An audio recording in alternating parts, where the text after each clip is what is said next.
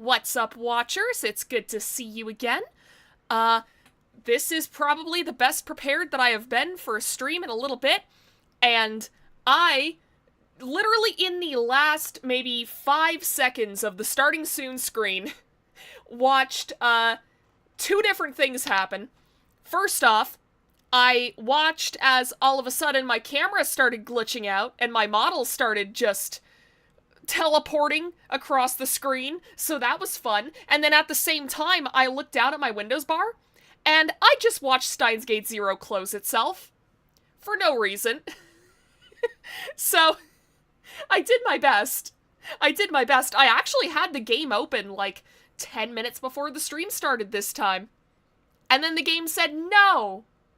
You're gonna have to open me during the stream anyways. For no particular reason. Exactly. So hello 100th Assassin, hello KP. It's time for Ween, he is coming. Why? It's April! It's April, it's nowhere near Ween! Ween, you're too early! You gotta wait until at least June. It's kind of funny when you think about it, because we have Christmas, where stores put out their Christmas stuff like earlier and earlier every single year. It's getting to the point where around here I'm finding places that put out Christmas stuff in like the middle of September, which, first off, that's fucking insane. Why?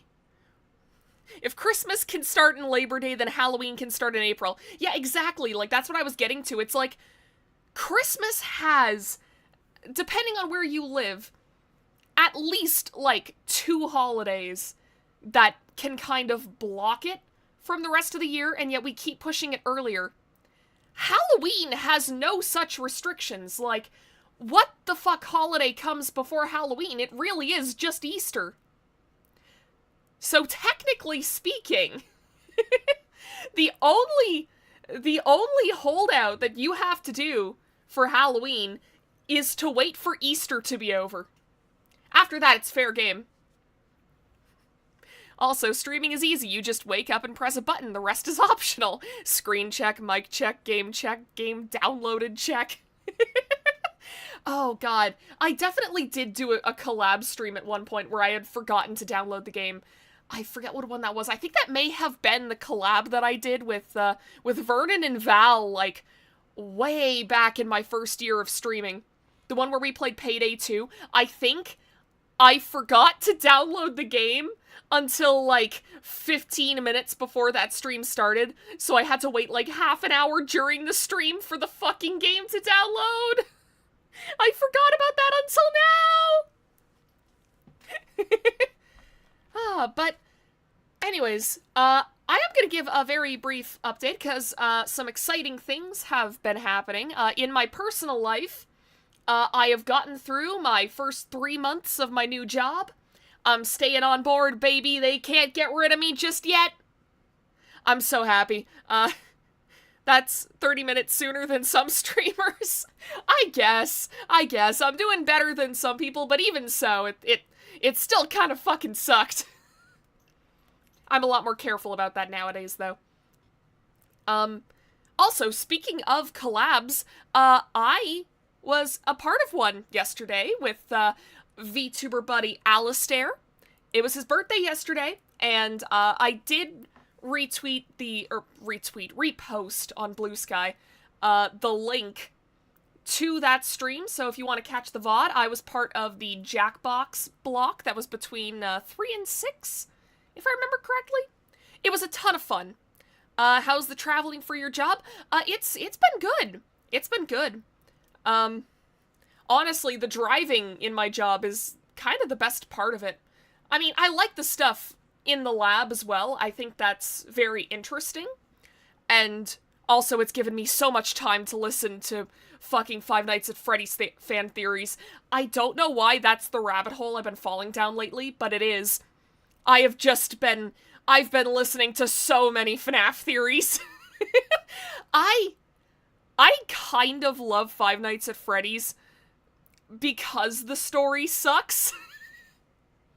Like, the fact that there are debates over who multiple characters in the franchise even are, is, like, telling enough about the storytelling in FNAF. But I kind of love it. I think I described it to my friends as, that's because the MatPat containment facility left a hole. Yeah, it really does feel like a bunch of new FNAF fan theorists kind of came out of the woodwork as soon as MatPat retired. And I'm not complaining. It's great. The way that I've described Five Nights at Freddy's lore to my friends is, instead of a coherent story, it's like pieces of a story that you put together like pieces of Lego. And then other people will yell at you if you put the Legos together in a shape that's different from theirs. It's awesome. Hi, Red. Welcome to the stream. They smelled blood in the water and didn't need to pretend to have a degree for validity. Oh, man. Yeah, I have been loving it, although at the same time, it is very jarring to go from, like, okay, I'm going to read over this very important paperwork about the proper handling of these particular sets of samples in order to ensure maximum scientific accuracy, to then putting my earbuds back in, and it's like, who is the spirit inside of Golden Freddy? And it's great. Kids yelling at each other because one has Lego and the other has Mega Bloks. Shut up, your mother buys you Mega Bloks instead of Legos. That vine is in my head 24/7. But yeah, outside of that, I don't really have too much to say today, so we may as well just, get right into it. Oh god, the freak is still on screen. Just a second. There we go. We're saving the freak for the Disco Elysium streams. That's his home. Oh, actually, speaking of changing things over from Disco, I need to add the text. Admittedly, though, I've brought this up on previous streams. I don't know if I have put Punch-a-Choonie on screen, like, once this entire game, which is kind of insane to me. I was not expecting that. Okay, so last time we got the ending, Gehenna Stigma, where everything went bad, everything sucked, Okabe got tortured, Suzuha and Mayuri were missing in action, Daru had to go on the run. It was a whole thing. Crazy how little you want to punch Chuni when he's in the infinite suffering dimension. Yeah, it's crazy. It's insane how that works. Okay. Now, the last ending, I will say, took us a very long time. This time we're going for the Mayuri ending. And it should not take us as long. We don't have as much game to get through, basically, because all we have to do is go to this particular save right here and just not pick up the call from Amadeus. And then we should be on track for that ending. So, just give me 1 second. Just gotta pull up the chat again, because every time I look at that guide, I have to close the chat and it sucks. Or not close it, but minimize it. You know what I mean. We did need to commission Punch Daru. It's true. It's true. I would do that if it weren't for the fact that we are literally ending hunting right now. I think by the time Punch Daru got made, there would not be any chance to use it, unfortunately. Unless maybe I play the Steins Gate dating sim at some point.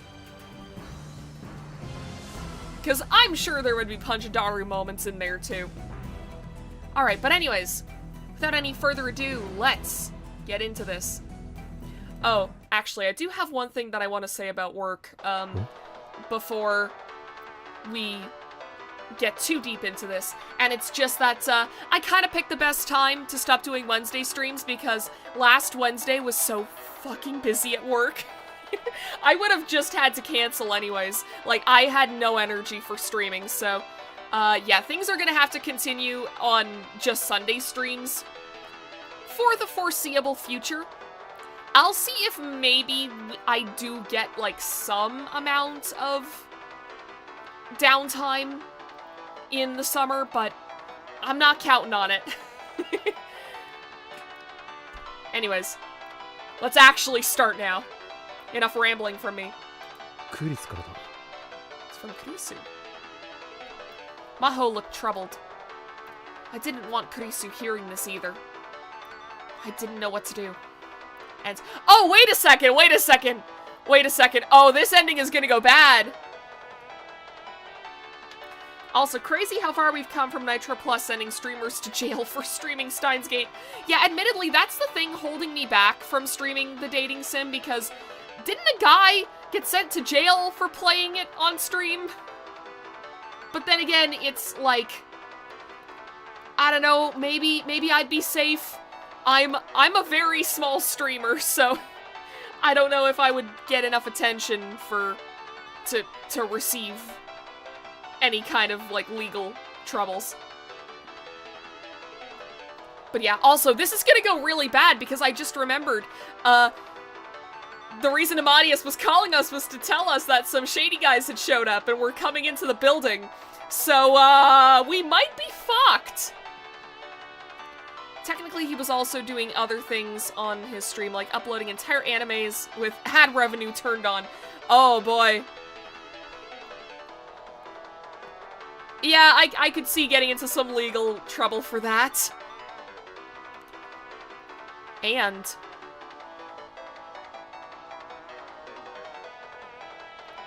then I remembered. The world line where I'd spent a month during wartime. I remembered that the Amadeus Kurisu was being used by the US military there.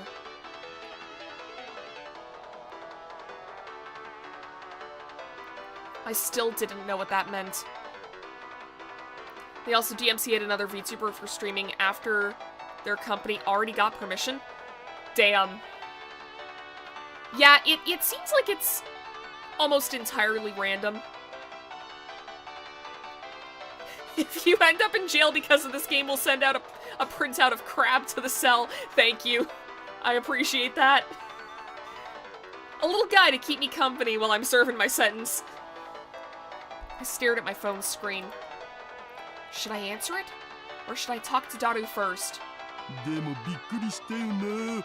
まさか真帆たんがオカリンと知り合いだったとはね。前にメイクインで鉢合わせした時はどうしようかと思ったっつーの。ま、すぐに合点が言ったけどね。マキセ・クリス氏っていう共通の友人がいたわけだから。Man, this ringtone just goes on for fucking ever. でも真帆たん、オカリンにはこの件内緒にしとくって言ってたのに、結局打ち明けたん？見抜かれたという言い方が正解ね。ああ、なるほどね。Daru nodded and grabbed some snacks off the table to gobble down. I put the smartphone in my pocket. For now, I needed to focus on talking to Daru. New BGM, ringtone. で、僕に話って？とぼけるな。ヒアジョーさんと一緒にいるんだ。わかるだろ。クリスが残したノート PC とハードディスクだ。出せ。岡部さんにはパスワードの答えが分かったの？答えなんてわからない。どういうこと？俺が言いたいのはただ一つだ。そのノート PC を解析しようなんて真似は今すぐやめろ。その PC の中には世界を混沌へ導くほどのとんでもないものが眠ってるかもしれないんだ。A little bit of the chuny peeking through the depression.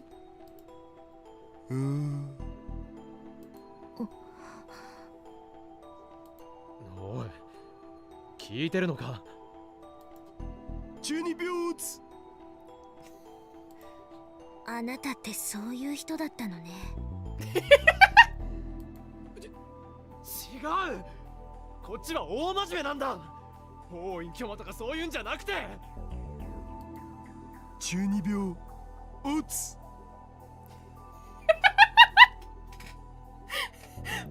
Maho and Daru just pointing at Okabe like, Chuny! Chuny spotted! Wonder if they play that song 24/7 at full blast in the pain dimension.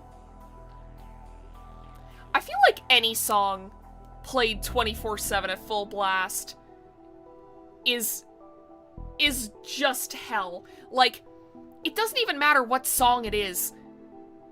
If you play it over and over again for 24 hours straight, you will lose your mind eventually. 中二病じゃないんだって。 I slammed my hand down on the table. The shock was enough to cause one of the empty cans on the table to fall to the floor. You're gonna knock over the waifu figurines. 聞いてくれ。これは鈴葉とも関連している話だ。鈴葉？お前だって知ってるだろう。鈴葉の使命のことは。詳しく。中鉢論文だ。That was enough for Daru to understand. マジで？最初からマジだ。そっか。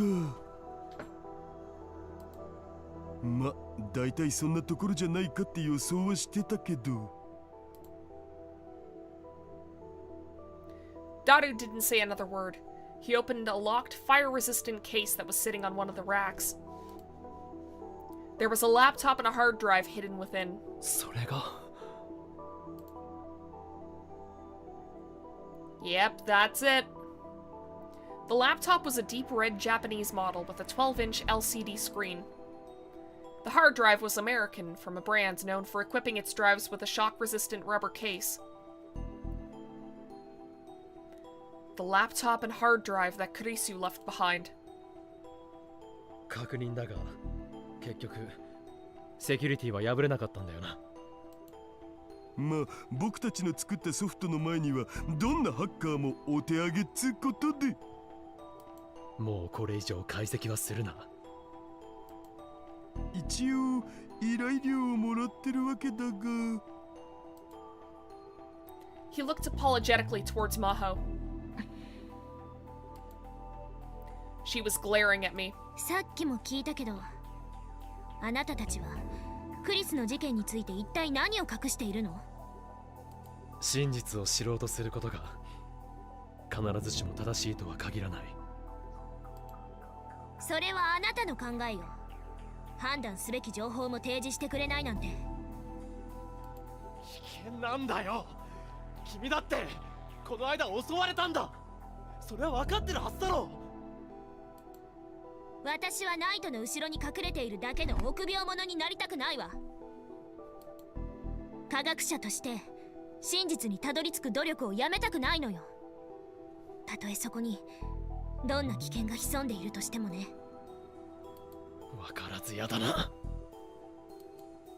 もし私がクリスだったとしても多分そういうんじゃないかしら。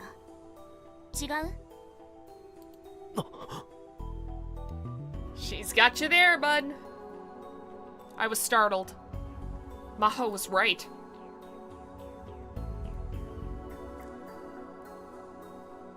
I remembered having the same conversation with Kurisu. It was when we were looking into CERN, I think. これはもうちゃんと話すしかないって。誰？何をどう言っても納得しないって顔してるよ、マホタンは。ええ、納得しないわ。それに中途半端に関わってる方がかえって危ないんじゃね？ He's got a point too. オカリンの言うことがマジならだけどさ。Daru had a point. At this rate, Maho could very well get herself in deep trouble without realizing what she'd done. Just the fact that she was carrying Kurisu's belongings made her part of the Third World War, but she had no idea. That computer wasn't just something to remember an old friend by anymore. It was at the center of an international power struggle. Russian-speaking arsonists had forced their way into Kurisu's home in America. Afterward, mysterious men claiming to be in the FBI had searched Dr. Leskinen's lab. This whole thing was on the verge of exploding. And people like me were nothing in the face of a war between nations. 鈴葉に関連することも話すことになるぞ。ダル、お前はそれでいいのか？しょうがないっしょ。I turned back towards Maho. ヒアジョーさん、一つだけ約束してくれないか？君は科学者だ。しかも極めて理性的な人だと俺は信じている。感情に任せて迂闊なことはしないでくれ。軽率なことはしないでくれ。Don't be like I once was. これから話すことは突拍子もないことだ。馬鹿げていると思うかもしれない。けど事実なんだ。だから回りくどい言い方はやめて。一体私に何を誓わせたいの？マキセ・クリスを救おうなんて絶対に考えるな。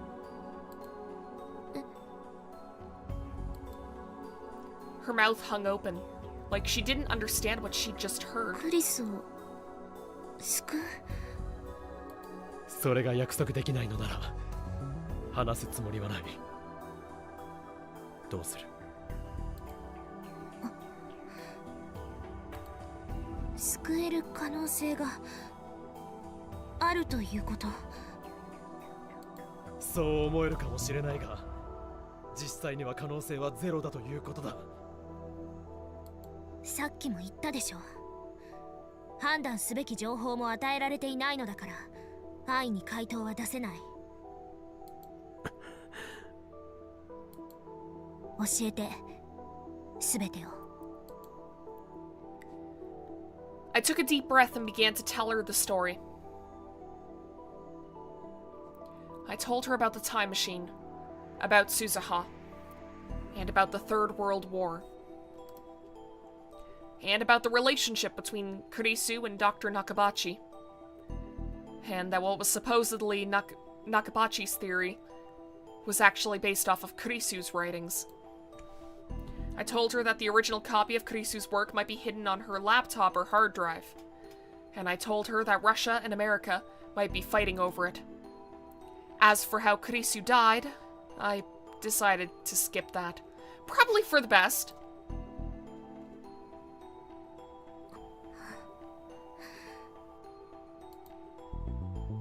Maho was silent the whole time I spoke, with a confused expression on her face. She looked like a girl who just graduated to middle school and who was staring at a string of equations on a blackboard that were like nothing she'd ever seen before. Her expression didn't change even when I finished. それ、本当の話なの？作り話ではなく。Maho was asking Daru, not me. まあね。やっぱり信じられないか？別にそういうわけじゃないわ。ただ私の予想とあまりにもかけ離れていたものだから思考が追いつかないの。君の予想というのは？ Yeah, what were you expecting? アマデウスの軍事転用のことじゃないかと考えていたのよ。Yeah, you know what, that tracks. That tracks. 軍事転用？クリスは精神生理学研究所にもよく出入りしていたんだけど、時々場違いな連中がそこにやってくるって言ってたの。And that would be Stratfor. We know that from the last ending. どうも国防総省の人じゃないかって。Russia, the FBI, And now the United States Department of Defense? This was getting even more suspicious. アマデウスで人を殺せるのか？どうやって？例えば百戦錬磨のパイロットから記憶データをコピーして無人戦闘機の制御に使うとか。あと以前話した医療への応用覚えてる？人間の脳へ記憶データを書き戻すってやつかな。We've also seen how that goes in a different timeline. そう。記憶データを修正した上で書き戻しが可能になれば恐怖を感じない兵士やどんな非道な任務でも平然と遂行する部隊なんていう恐ろしいものまで作れてしまう。Everyone's time traveling to out time travel everyone else? Yep. Yep, and it makes a world that sucks to live in. うわ、まるでハリウッド映画じゃん。Did this mean reality had caught up to books and movies? 私はてっきりクリスがそういった実験の証拠を偶然知ってしまったんじゃないかと思っていたの。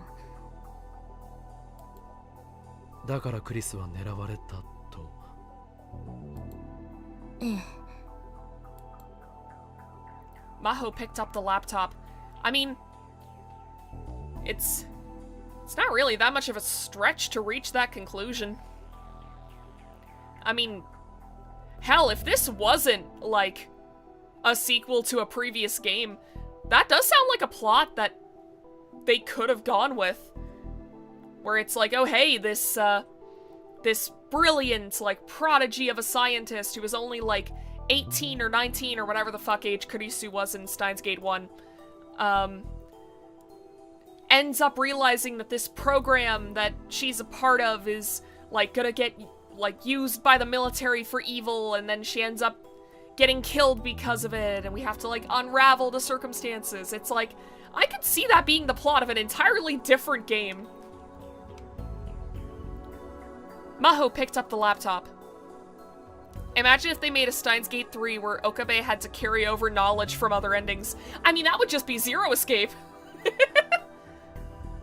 That's just Zero Escape, baby! Its red body was evidently made out of some kind of magnesium alloy, and it was a lot lighter than it looked. でもまさかタイムマシンとはね。いずれにしてもそれはすぐに破壊した方がいい。中身を確認もせずあなたが言う論文が入っているとは限らないわよ。I am just a little bit too small. There we go. There we go. That's better. 中身はもう関係ないんだよ。クリスが残した遺産がこの世に存在している。それだけで戦争の火種になりうるんだ。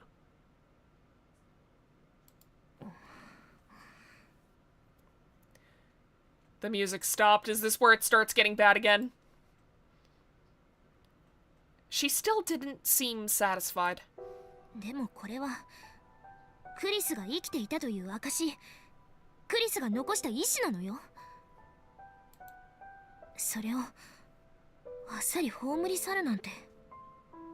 その中身を知ることで今度は君が狙われるかもしれない。そうだけど。If this wasn't working, maybe I needed to try another approach. その PC のパスワードクリスには当然聞いてみたんだろう。アマデウスだよ。もちろん最初に試してみたわ。でもダメだったんだな。Maho nodded. おかしいよな。普通は知っているはずだろう。でもアマデウスのクリスは知らなかった。So, did she change it when she got to Japan? Like, did she change the password? Because from the way they're talking, it sounds like Amadeus Kurisu did give her a password, but not not the one that would actually open the laptop. So did Kurisu maybe suspect this? それなら考えられる可能性は一つだ。クリス本人がアマデウスの知らないうちにパスワードを変更した。なぜそうしたと思う？中身を知られたくなかったからじゃないのか。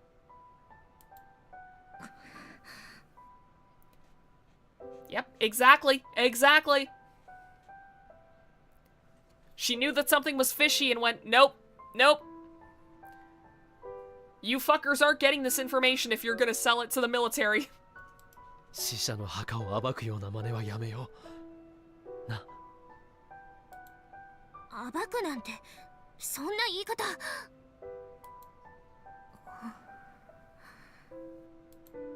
ごめんなさい。確かに岡部さんの言う通りかもしれないわ。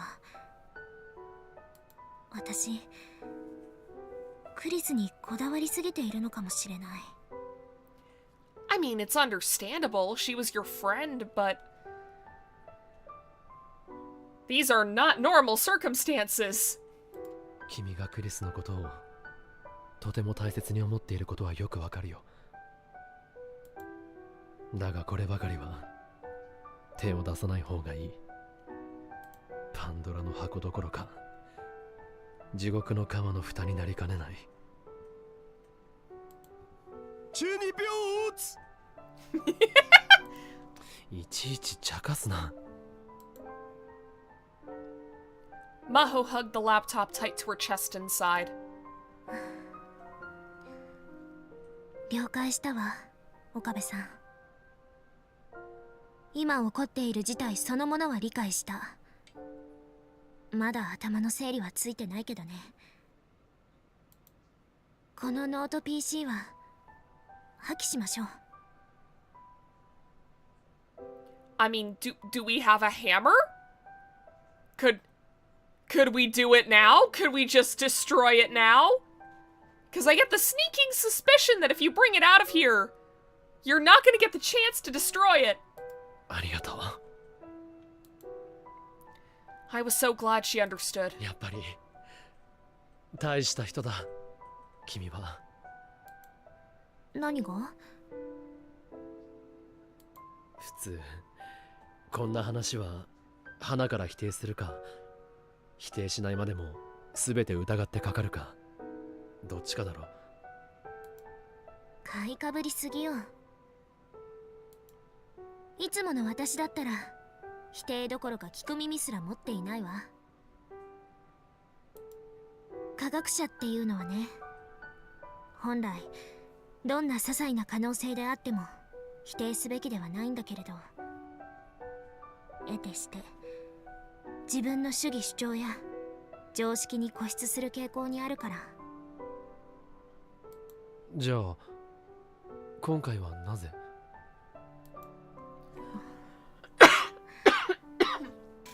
？Ah.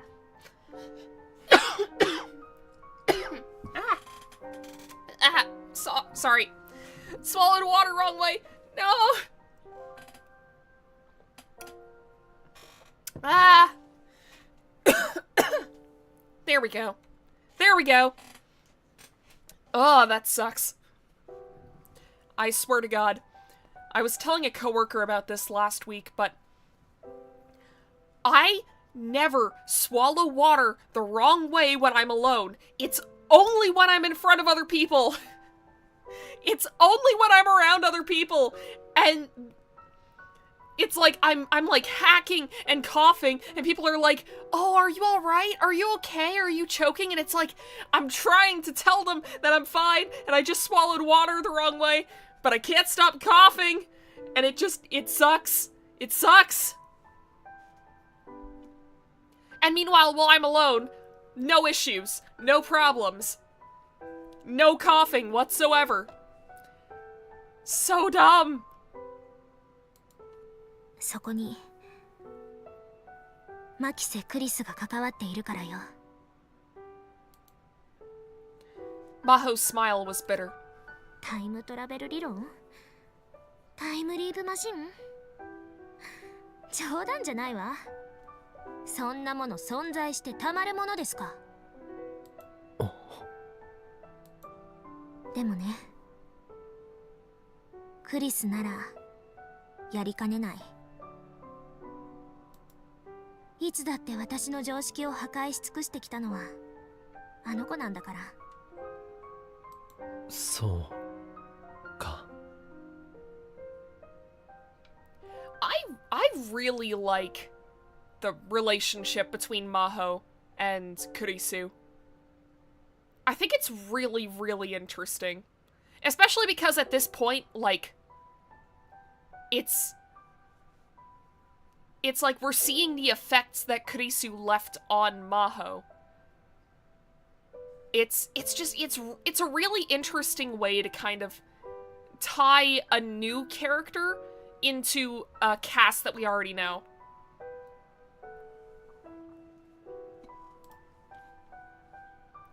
That's right.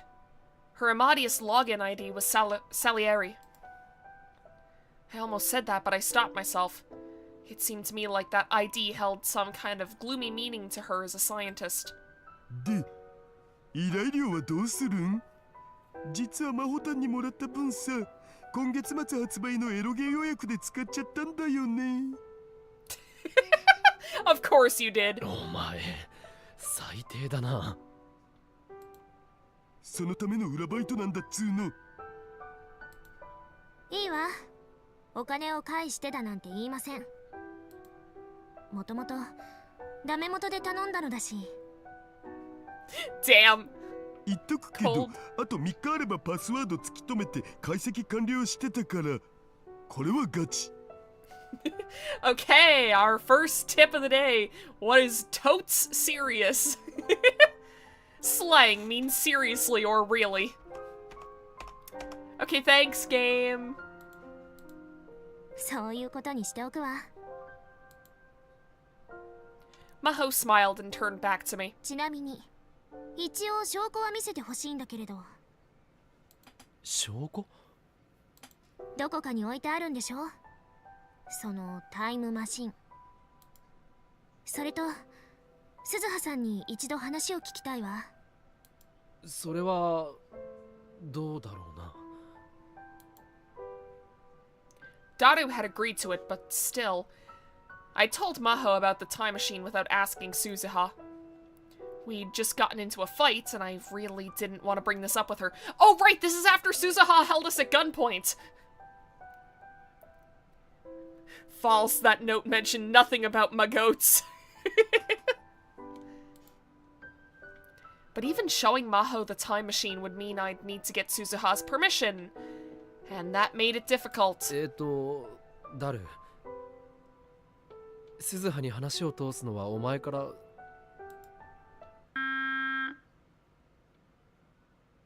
Before I could finish my sentence, the intercom on the desk beeped. もう、大事な話してんのになんだお。His tone was the same as ever, but I didn't miss the sudden flash of tension across Daru's face. I've got a bad feeling about this. Me too, bud. もしもし、なんかあったん？ Daru flipped through several channels on the security monitor as he continued to talk on the phone. All 6 monitors had been displaying the interior of the store, but now they showed the entrance to the building, the emergency exit, the corridors, the elevator hall, and the emergency stairs. So he had cameras not just inside the building, but outside it too?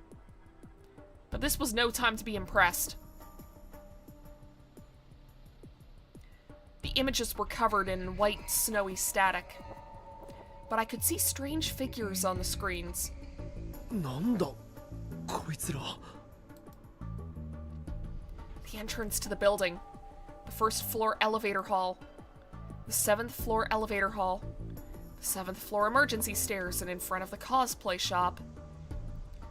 There had been nothing there a moment ago, but now there were 4 men standing in each of those 5 places. They were silent and didn't speak to one another. There were around 20 of them in all. Oh, this fucking sucks. Some were wearing suits, others typical Akihabara fashions, yet others were wearing military camo. Every person's worst nightmare, customers!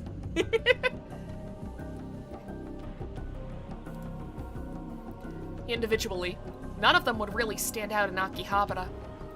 But the fact that so many people had all come to this lonely building at once seemed terrifying. Okie dokie. ここは放置するわ。君も適当に逃げるといいよ。ほんじゃ。Evidently, he'd been talking to the man at the front counter. He put down the intercom and looked at us. つうわけで逃げるべ。Yeah, no shit! Let's fucking go! Let's leave! Daru pulled out a backpack and began tossing hard drives, memory cards, and other pieces of equipment into it. そのノート PC も please. Maho stood there blinking as she handed him Kurisu's laptop and hard drive. おい、あいつらは誰だ？やっぱりクリスの PC が狙われているの？さあ、どうかな。僕もいろいろやらかしてるからさ、こういうこと今までにもあったし。ま、だからこそ裏のバイトなわけで。おいおい。Daru took the laptop and hard drive from Maho, threw them into the backpack, then slid it onto his back. そもそも逃げるってどうやって？店の入り口には連中がいるんだぞ。いやー、この場所気に入ってたのにな。ついに放棄か。Despite his tone, his expression was still serious. He walked to the corner of the room. There was a life-sized poster of a golden-haired Vocalo stuck to the wall. I know what this is! The name of a DTM desktop music software for home computers that allows for the creation of an artificial singing voice. Let's go! Vocaloid in my Steins gate! リンタン、ちょっとごめんよ。It is written! I just put the two together!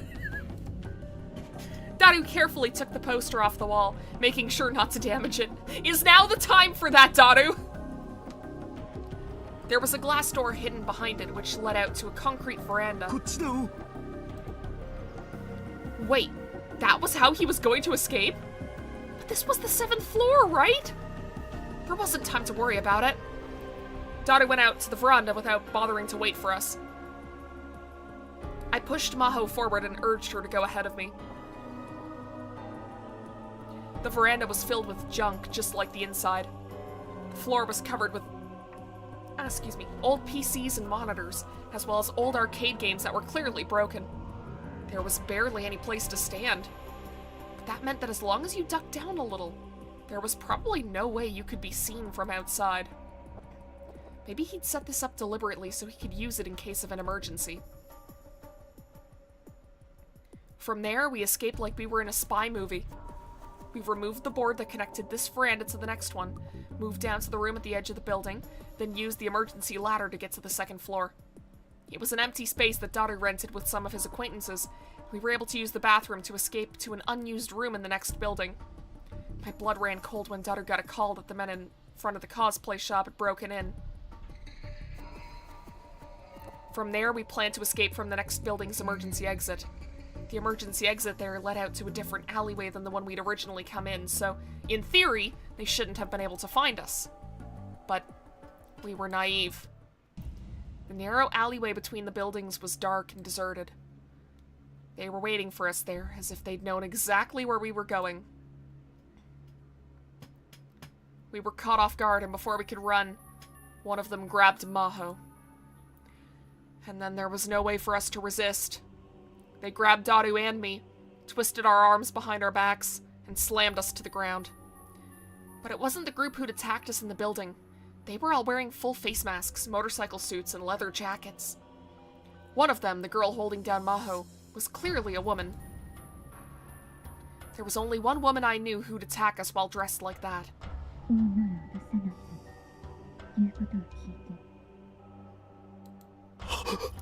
Well, fuck! How is this one not called the bad ending?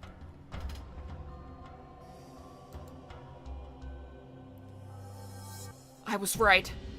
I knew that voice. I could tell even with her helmet hiding her face. なのだけど彼女の命はない。She held Maho with her left arm and took out a military knife with her right. She put the knife up to Maho's throat.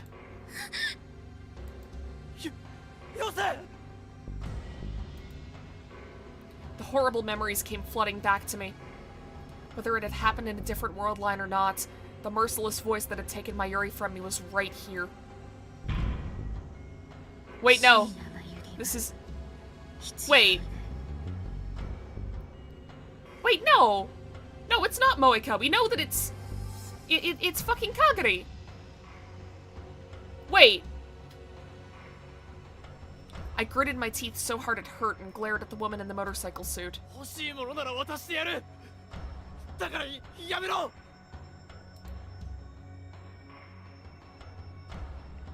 I forced myself to speak and the woman in the motorcycle suit took the knife away from Maho's neck. She handed her over to one of the other men. And then she took off her helmet. Well, fuck! Why are you doing this again?! あなたは Moeka, Kiryu. So it was you after all. どこにあるの What the fuck? Why? Why are you against us in every timeline? Her eyes were completely devoid of emotion. Just like they were on August 13th. I was forced off the ground by one of the others.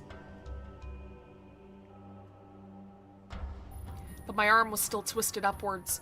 I tried as hard as I could not to scream from the pain.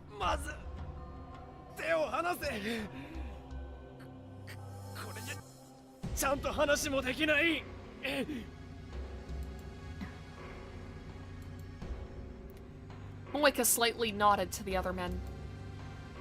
The hand that was holding me drew back. I could finally move again. Daru was released too and he stood up, mumbling something. But Maho was still in their hands. ヒアジョ博士と交換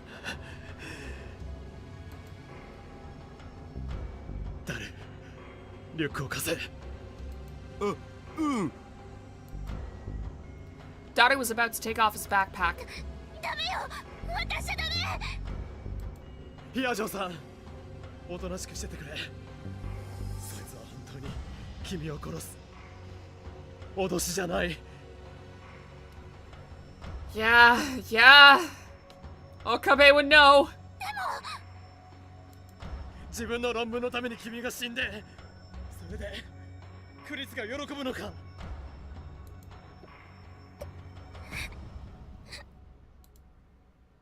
Maho looked like a small child on the verge of tears. Still glaring at Moeka, I took the laptop and hard drive out of the backpack. これだ。リュックごと渡して先にヒアジョさんを解放しろ。She didn't respond. Fine then. I'd have to bluff. 複合化するパスワードを知りたければ、俺たちを出し抜こうとするな。I put the two items back in the backpack and handed it over to her. It was all I could do to keep my voice from quaking. こいつはパスワードがなければ絶対に起動することができない。世界中のハッカーがサジを投げた代物だ。俺たちの安全が保証されたら教える。こいつを渡した途端に殺されたんじゃたまらないからな。Of course, I had no clue what the password was. If they found that out, we were doomed. Daru was giving me a questioning glance. I ignored it. Keep your damn mouth shut, Daru. 確かにそうね Alright, she fell for it. That meant... それじゃあ誰か一人私たちと来てもらう二人は今すぐに解放するその後パスワードが正しければ残り一人も解放する Fuck! Damn, that's not good enough. それはダメだ。残る一人の命の保証がない。なら3人とも来てもらうだけ。 That's even worse! That's even worse! This woman. I could feel cold sweat on my back. I'd never been involved in a life or death deal before, and I had no idea what to do next. 明日至るこっちへ。え、僕？あなたはスペシャリストだと聞いている。リュックを持ってこっちへ。いや、あなたが来るなら他の2人はここへ置いていってもいい。待て。だったら俺が行く。それでいいだろう。Somehow this feels worse than the last one. And the last one was literally called Gehenna's Stigma.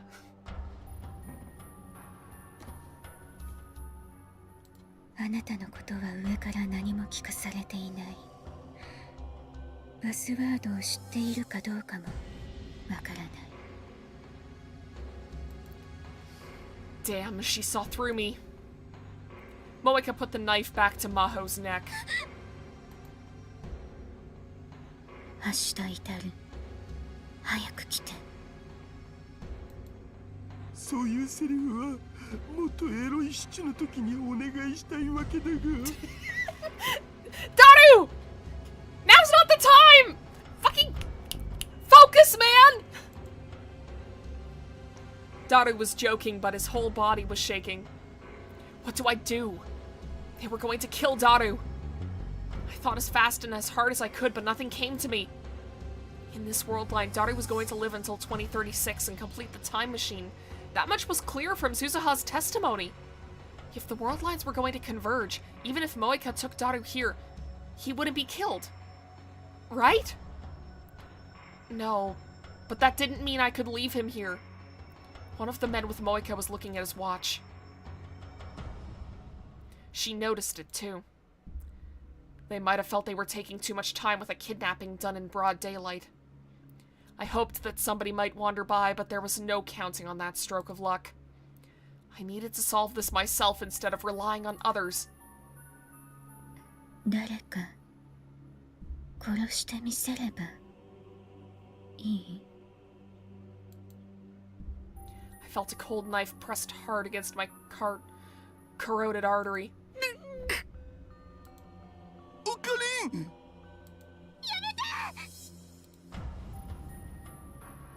Daru and Maho were screaming, but suddenly it all seemed unreal, like it was taking place in a distant world. They say that's what happens whenever someone is confronted with their own death. And it was happening to me now. I can't die either way, right? I tried asking myself that. I tried asking Suzuha, even though she wasn't here. I tried asking the world. Of course, nobody answered.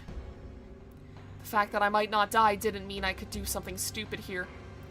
A normal college kid like me would be too scared to move once they had a knife to their neck. I'd seen people die many times, and I'd almost been killed, but I never did get used to it.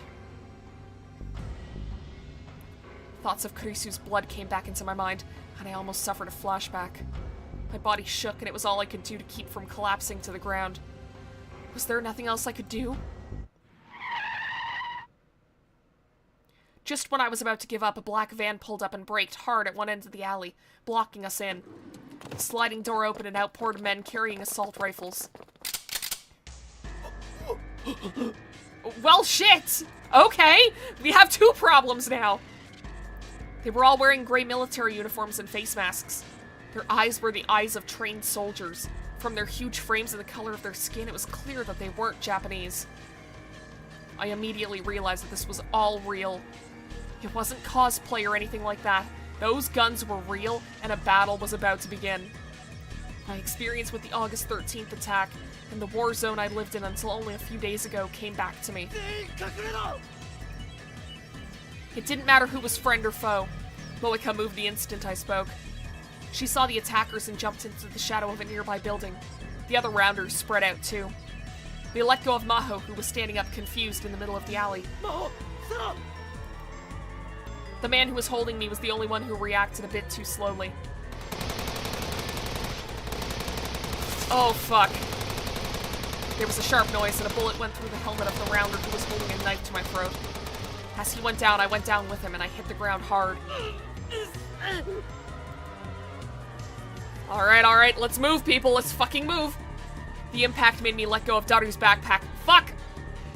One of the other rounders grabbed it off the ground and ran in the opposite direction of the van. Double fuck! Okay. A man got out of the van, evidently the commander, and barked orders in what sounded like Russian. One of the soldiers turned their gun on the fleeing rounder.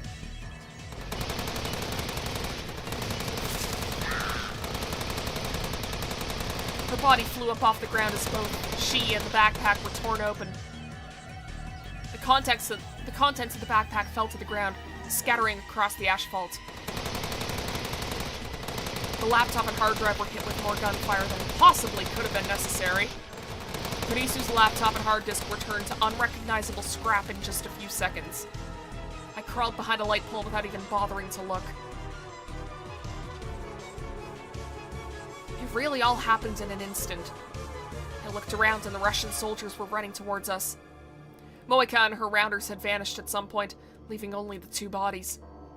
The soldiers silently recovered the remains of the laptop and hard disk, picked up the bodies of the two rounders, and got right back in their van.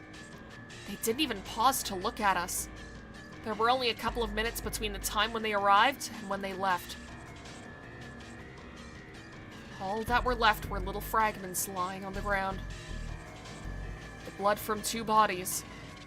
Maho, who was lying on the ground and shaking. Daru, who was standing in shock behind one of the buildings. And me, lying on the ground.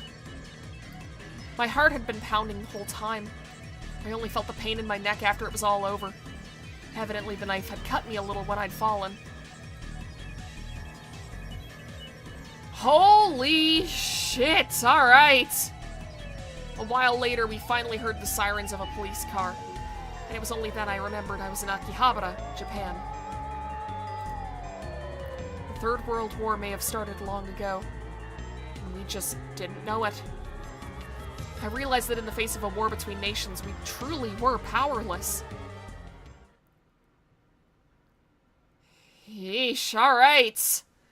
Well, how was the last one the bad ending?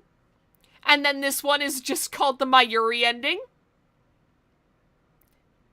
That felt like way worse than the last time.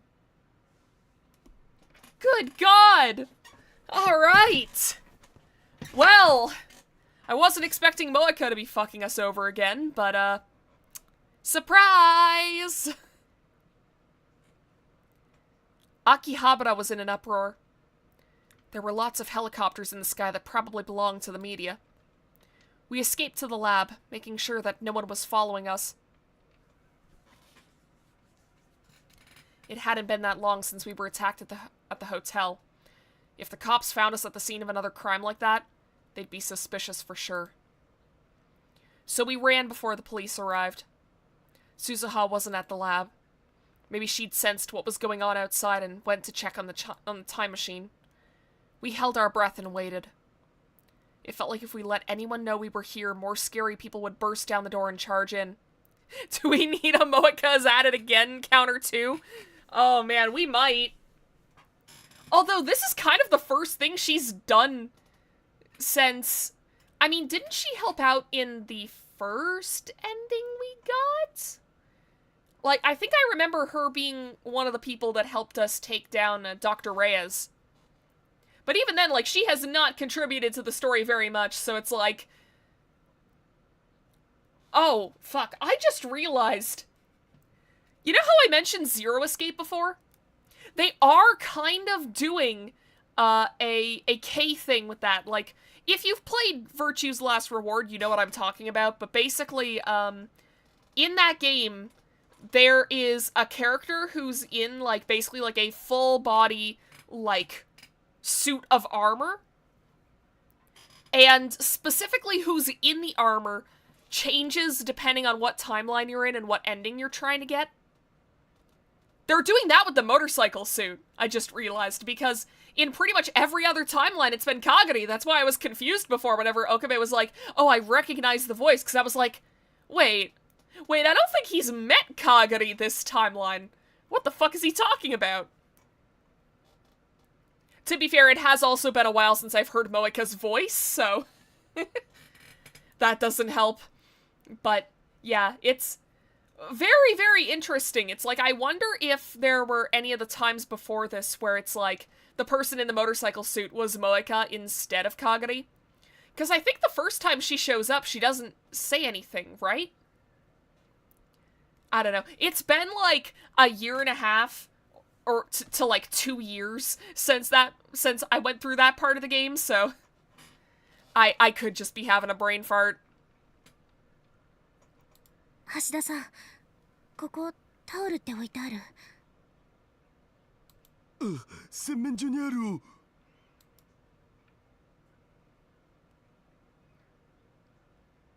Maho nodded and brought a new towel from the washroom. She handed it to me. 岡部さん、首血が出てる。これで押さえて。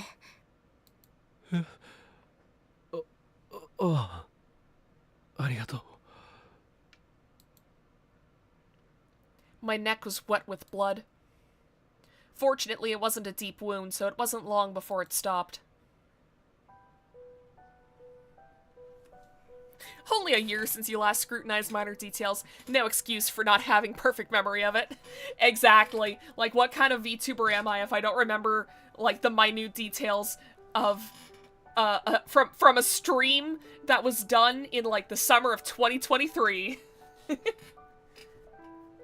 After handing me the towel, Maho sat down right on the floor and didn't move. I knew how she felt, especially since this was the second time she'd been attacked. And this time, people had died right in front of her. 大丈夫か、比叡城さん。 I think the answer to that question is a flat-out no, bud.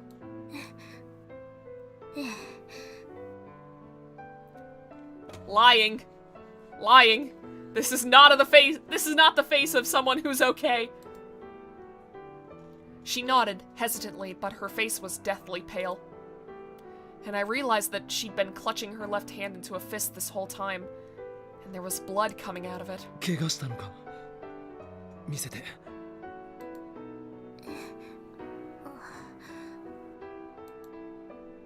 Evidently, she hadn't noticed she'd been hurt. She was looking at her left hand, confused. どうした？ It'd be rude not to say yes. See, that's something where it's like, the more that I think about it, it's like, man, we really do ask people how they're doing and then just expect them to say, oh, I'm doing just great. Like, no matter what. It's kind of weird whenever you actually think about it. It's like, yeah, sometimes people are having a shit time. It's like, if you're asking, that should be a valid answer.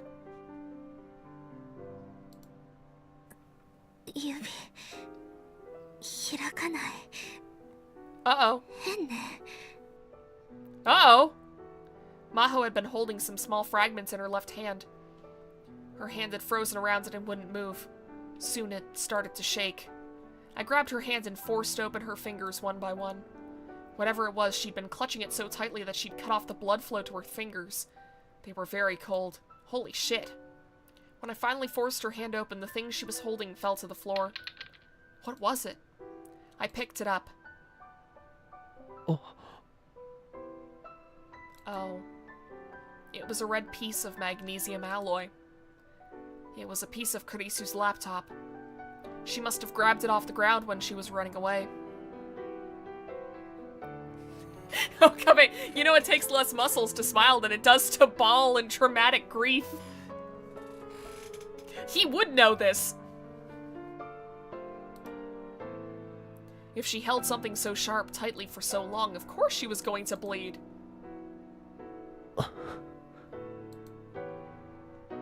I returned it to Maho without a word. She took the broken fragment and cradled it in her hands, then stared at it with an empty expression. Suddenly, a single line of tears dripped down her cheek.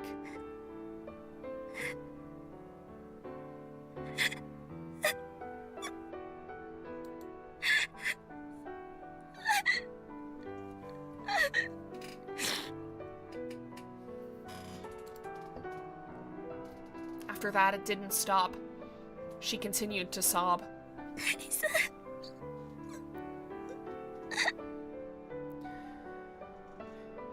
Yeah, you really do deserve to cry it out.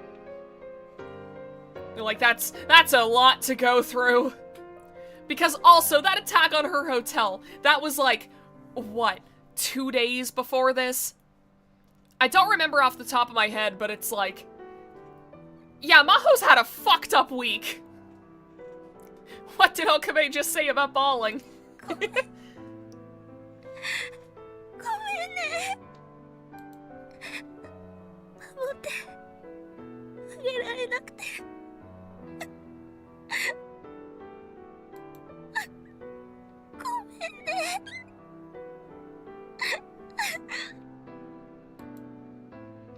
It was as if that tiny fragment was Kurisu herself.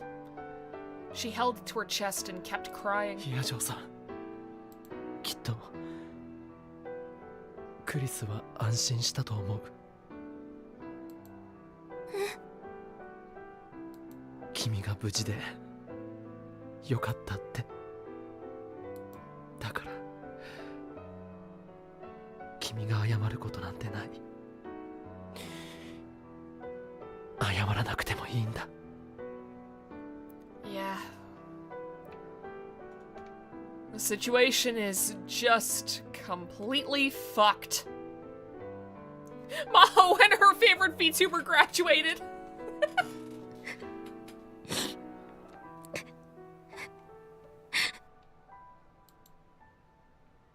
She didn't respond. Instead, a phone started to vibrate.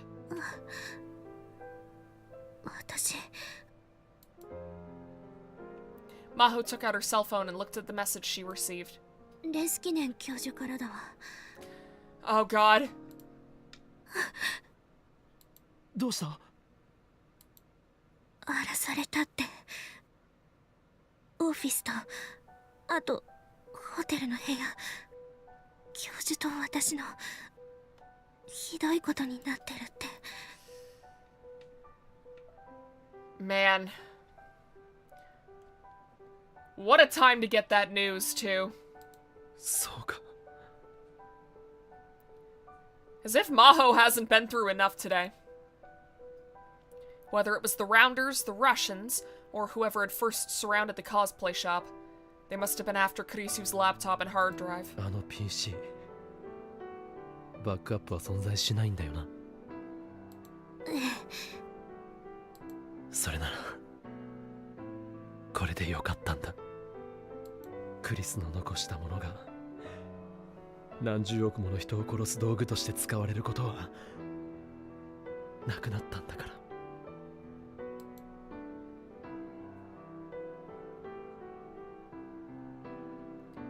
In the end, I got what I wanted.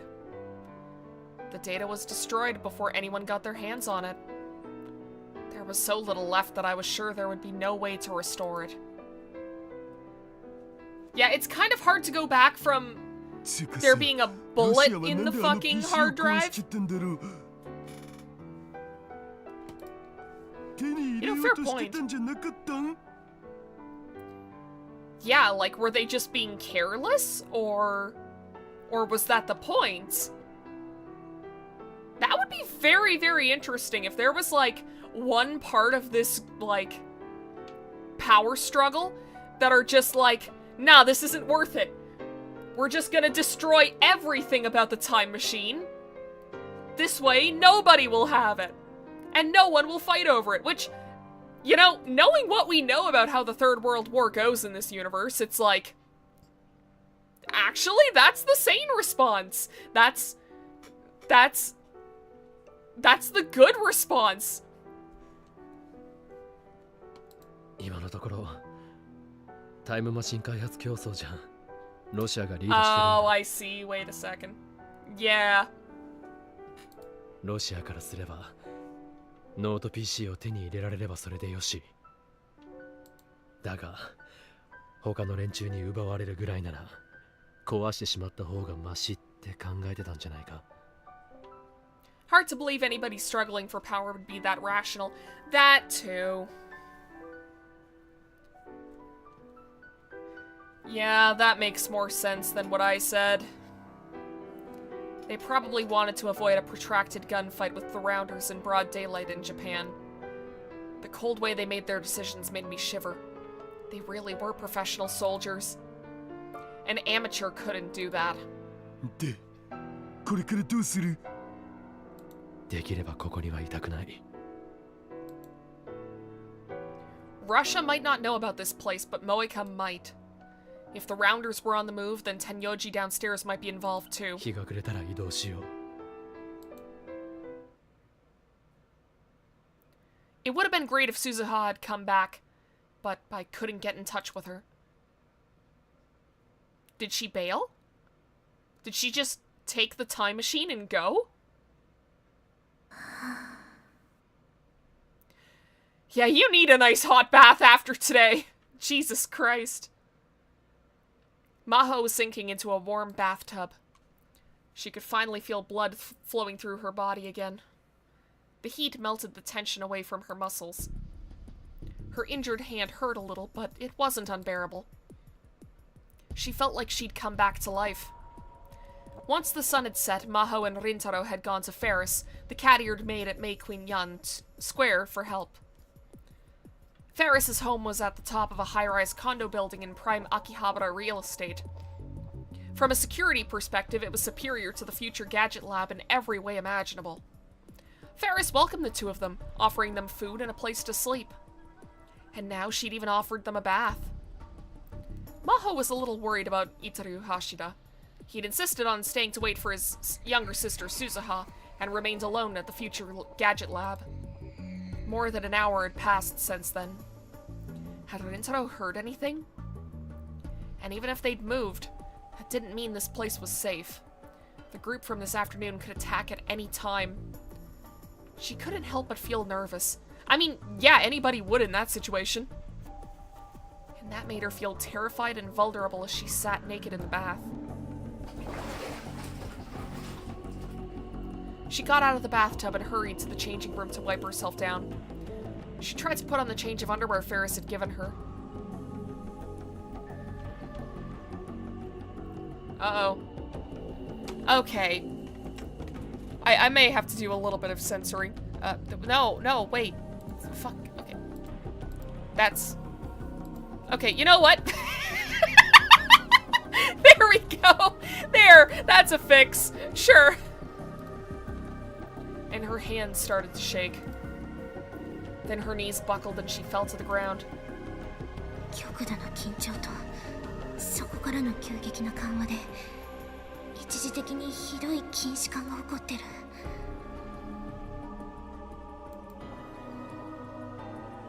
She tried to stay calm by analyzing herself, but that didn't mean she could do anything but lie down. これはまずいわ。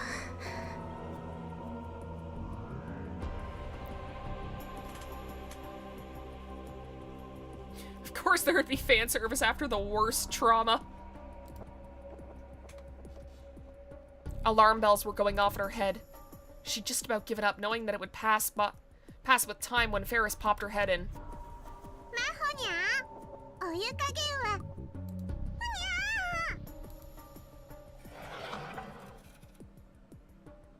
Ferris screamed and started to panic when she saw Maho naked and lying on the floor.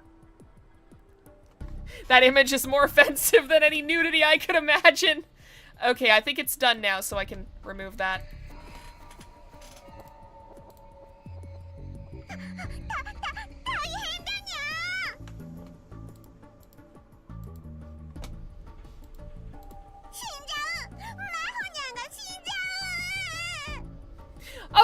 Okay, but calm down! You're gonna get the guys running in here! Maho's voice was so weak that Ferris didn't even hear her.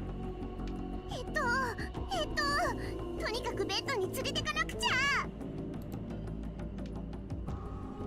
Ferris tried to pick up the naked Maho, then slipped and dropped her. Okay, you're making it worse!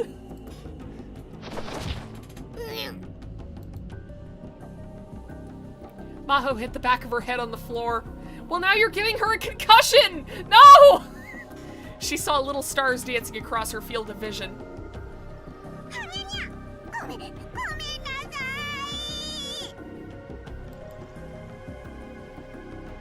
Sprawling naked on the floor, face up, Maho tried to force herself to stand, but her arms were too weak. Why is Ferris still in winter clothes, Indies? Or do you mean indoors? I don't know, man. It's Ferris. But Ferris wasn't listening. For some reason, she decided to reach around Maho from behind and try to drag her up. And then Rintaro must have heard Ferris' scream because he ran in. どうしたんだ、フェイリス。あ。Indoors, fighting with this phone to spell words right now. Fair enough, fair enough.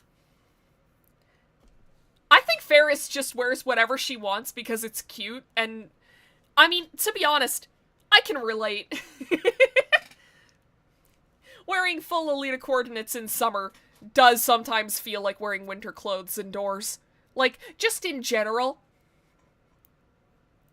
Because, oh boy, as it turns out, when you're wearing, like, 3 layers over your chest, going outside in the summertime really fucking sucks.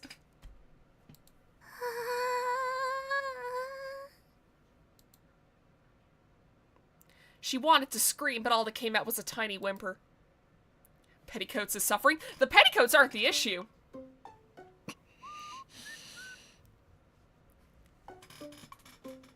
The issue is mostly, like, when you're wearing a jumper skirt, and then a blouse underneath, and then underneath that you have a tank top on. It's like, yeah, I have just 3 layers on my chest, the warmest part of my body. It's not good. It's not good during the summertime. This is why there are so many guides out there that are just like, hey, how can you wear Lolita fashion during the summertime and not die? Ferris is showing how big the fishing cod is! 本当に悪かった。この通りだ。Rintaro lowered his head deeply towards Maho as she lay on the bed. 謝らなくてもいいわ。さっきのはあくまでも事故なんだから。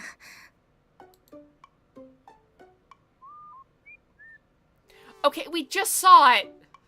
But she still couldn't bear to look him in the face.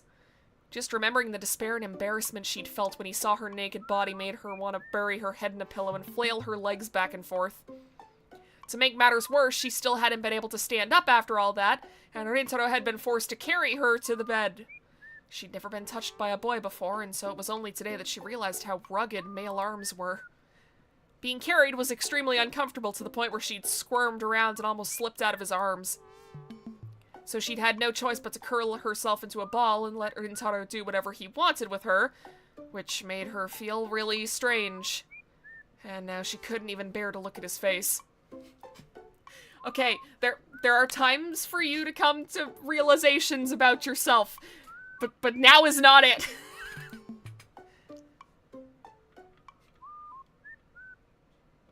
にゃー、フェリスが慌てたのがいけなかったんだにゃ。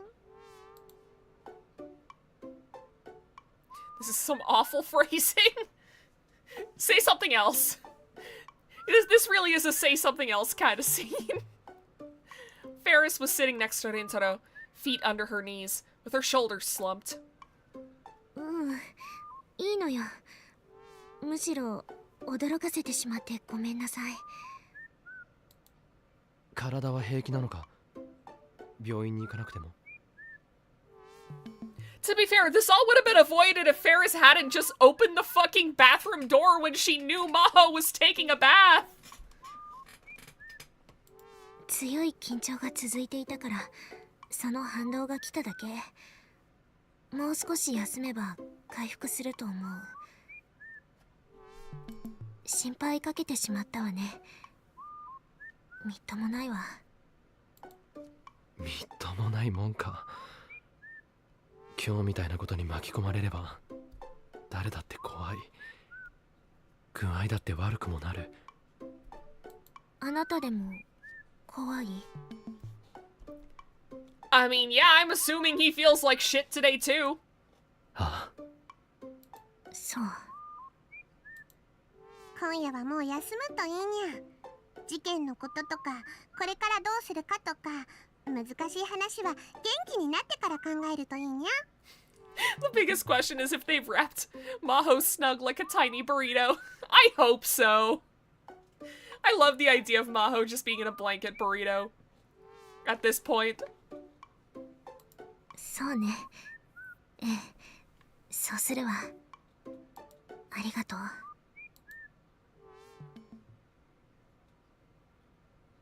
Maho closed her eyes. The lights went out, and Rintaro and Ferris left the room.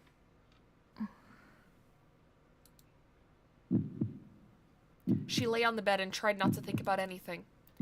She could hear the pounding of her heart. It would get louder, and then softer. The rhythm was very strange. She could hear a kind of static noise mixed in with her heartbeat. Like a broken TV. Was it exhaustion-induced tinnitus? Whatever it was, once she noticed it, she couldn't sleep.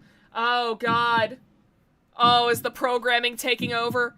Is her sleeper agent programming taking over again? そういえば、岡部さんが精神安定剤を服用しているって言ってたわね。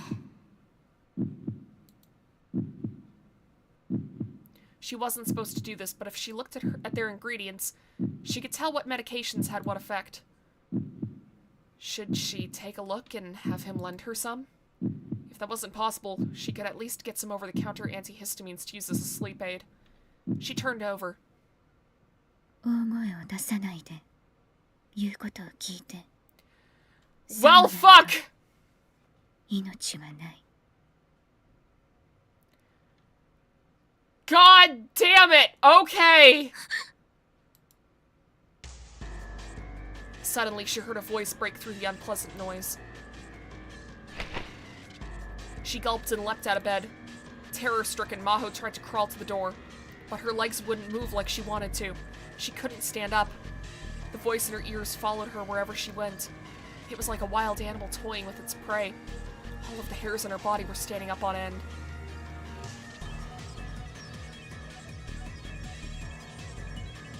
Wait, is Moeka actually here?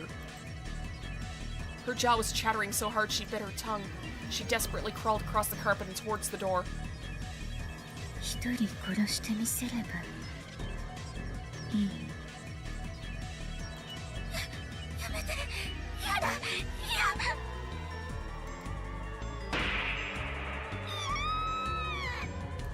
ヒヤジョさん。おい。 She woke up to find herself being violently shaken by the shoulders.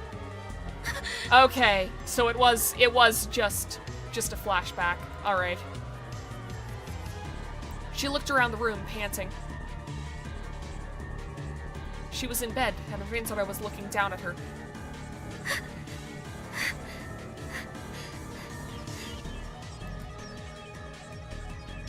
Her whole body was sweaty and she felt sick.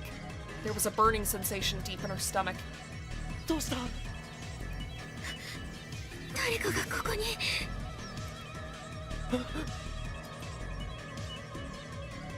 Rintaro looked around. Ferris came a moment later, as well as the older man who was her butler. They were simply standing at the entrance of the room, concerned. きっと悪い夢を見たんだ。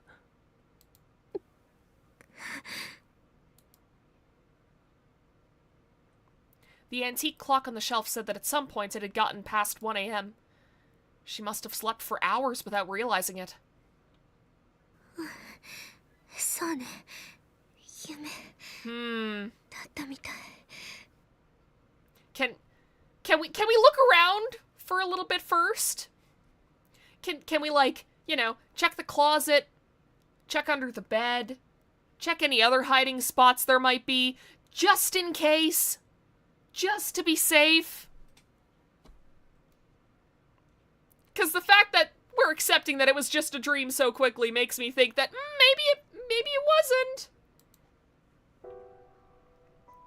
She took a painful breath and wiped the sweat off her forehead without realizing that she sounded just like a little child. She sent Ferris and the butler back to their rooms.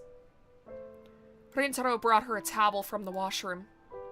ひどい汗だ。拭いた方がいい。 She did as he said and wiped the beads of sweat off her face, chest, and limbs. As she was deciding whether or not to wipe the inside of her pajamas, Rintaro took the hint and turned around. 俺も自分の部屋に戻るから、何かあったらいつでも声をかけてくれ。ん？橋田さんは Embracing their inner meatloaf with the "it was all a dream." あ、さっき連絡が来たよ。鈴葉とも合流したって。そう。それじゃあ。Rintaro was about to leave her bedside. But Maho, and she couldn't believe she was doing this, reached out and grabbed the hem of his shirt without thinking.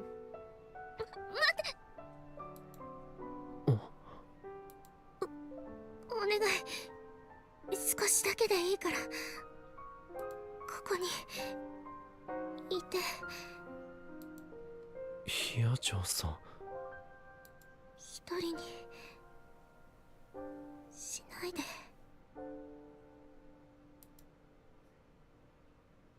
Maho was surprised by the words she was saying, but the thought of spending this terrible night all by herself was too much for her. Rintaro must have understood how she felt because he nodded without smiling. わかった。眠るまで一緒にいるよ。ありがとう。わがまま言ってごめんなさい。いや、いいんだ。どうせ俺もなかなか寝つけなかったし。後ろ向いてるから汗だけはちゃんと拭くといい。ええ。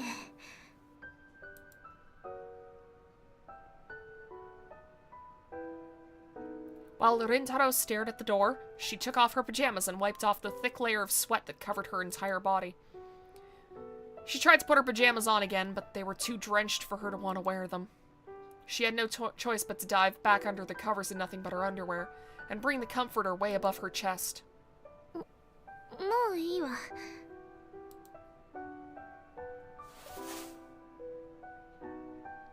Amidst the dim glow of the nightlight, Rintaro brought a chair to the side of the bed and sat down. ここで見張ってるから何も怖がらなくていい。これなら安心だろ。不安か？うん、大丈夫。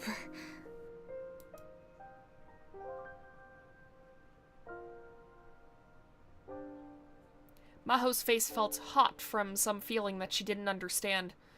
She sank deeper under the blanket and turned away from Rintaro. She softly closed her eyes. She could feel his presence behind her. The two of them stopped talking, and the only noise was the distant sounds of night coming from beyond the curtain.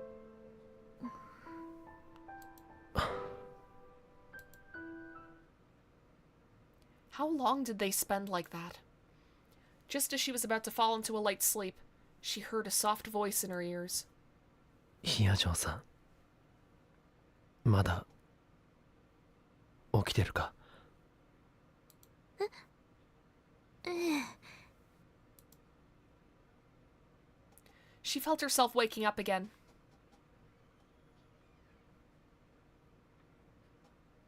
She opened her eyes and turned back towards Rintaro, only to see him staring toward the window. It was as if he was trying to see some sight that lay beyond it. His profile is so handsome. For some reason, that was the thought that came to her. You're catching feelings! したの？ Rintaro seemed unwilling to talk, so Maho decided to speak first. He swallowed loudly. 本当はずっと言おうと思ってたけど勇気がなかった。すまない。何のこと？ Are you about to tell her about Kurisu's death? 俺は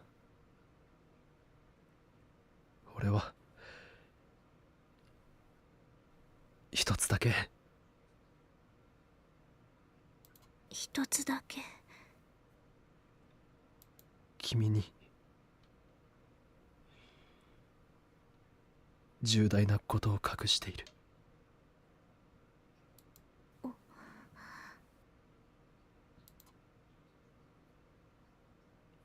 Maho leaned forward, not caring that he might see her chest. さっき話したよな。別の世界線のことやそこで出会ったクリスのこと、タイムマシンやタイムリープのこと。ええ。クリスとその父親のことも。ええ。あの時本当はもう一つ言わなきゃいけないことがあったんだ。でもどうしても言い出せなかった。 And for good reason, too.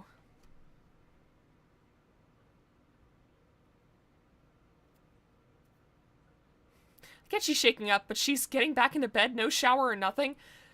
It's been one hell of a day. I think sweat is the least of her concern at this point. His head was slumping forward in the chair. Maho waited silently for his next words. Despite the late hour, she heard a helicopter in the distance. For some reason, it sounded really loud. Don't like that! She hadn't seen the news, but it was possible that the media was still talking about the gun battle that had taken place that afternoon. これは君にだけは絶対に話すべきことだったのに。 When he finally spoke, his expression was unlike any look she'd ever seen on his face before. It was pained, sad, and suffering, like someone at the bottom of a deep, dark place. And yet there was something in his eyes that hinted at incredible self-hatred and rage. 岡部さん。 Suddenly, her chest felt like it was about to burst from pain. She didn't know where the pain was coming from, but she wanted Rintaro to stop looking like that. あの日ラジカンで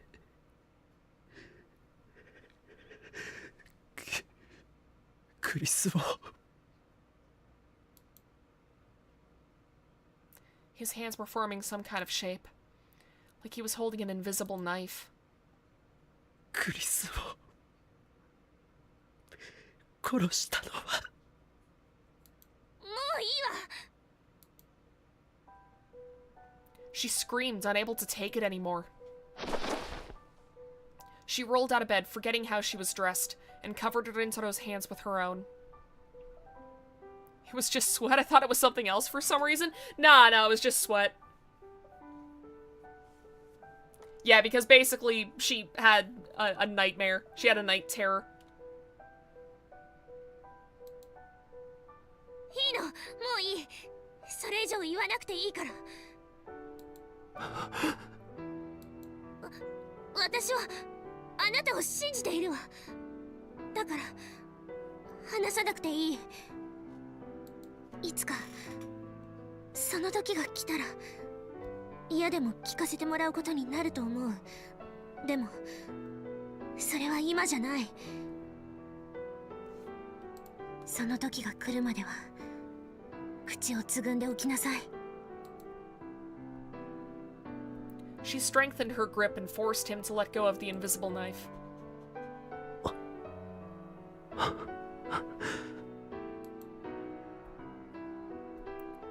Rintaro nodded without saying another word. They simply stared at each other for a while. Maho couldn't look away from his gaze. It was as if he was clinging to something, or wandering in search of salvation.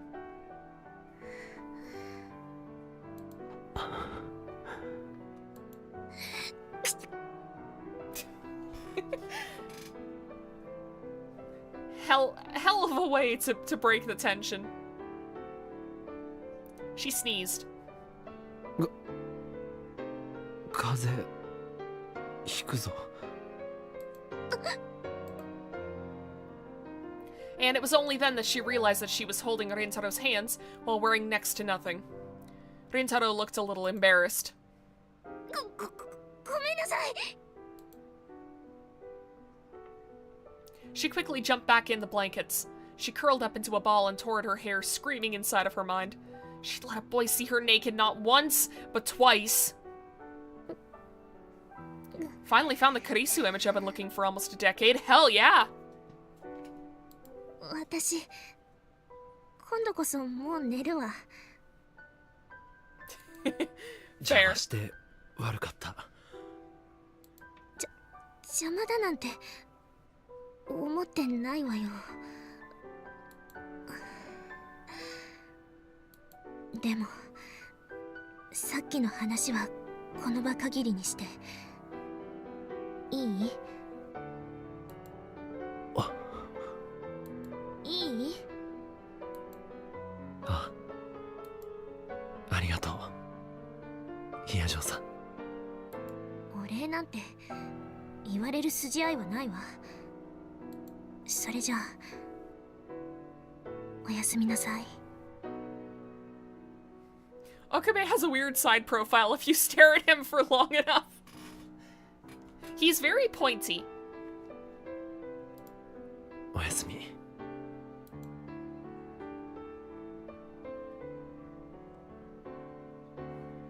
The room got quiet again. The adrenaline rush kept Maho awake. After a while, she heard snores coming from Rintaro's direction. Evidently, he'd fallen asleep. He must have been tired. He went through the same attack that Maho had. Of course he was. His breathing wasn't peaceful at all. It was pained. He may have been in the grip of some terrible nightmare. Maho hesitated several times, but finally she turned over and stretched out her hand from the blankets. She softly touched the backside of his hand. She felt its warmth on her fingertips. クリスはあなたのことをなんて呼んでいたのかしら。岡部さん？それとも凛太郎だったのかな。 She didn't know, but it didn't matter. しっかりしなさい、岡部凛太郎。この私が好きになった人はそんなに弱い男だったわけ。 She tried to think about how Kurisu would say those words, and eventually Rintaro's breathing started to become more peaceful. Relieved, she let go. And then she changed her mind and grabbed the hem of his shirt again. She felt embarrassed as if she was a little kid, but at the same time she felt like right now she might not have any more nightmares.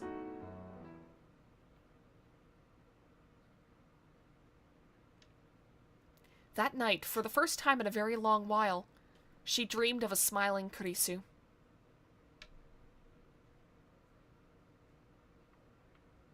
Back to this guy!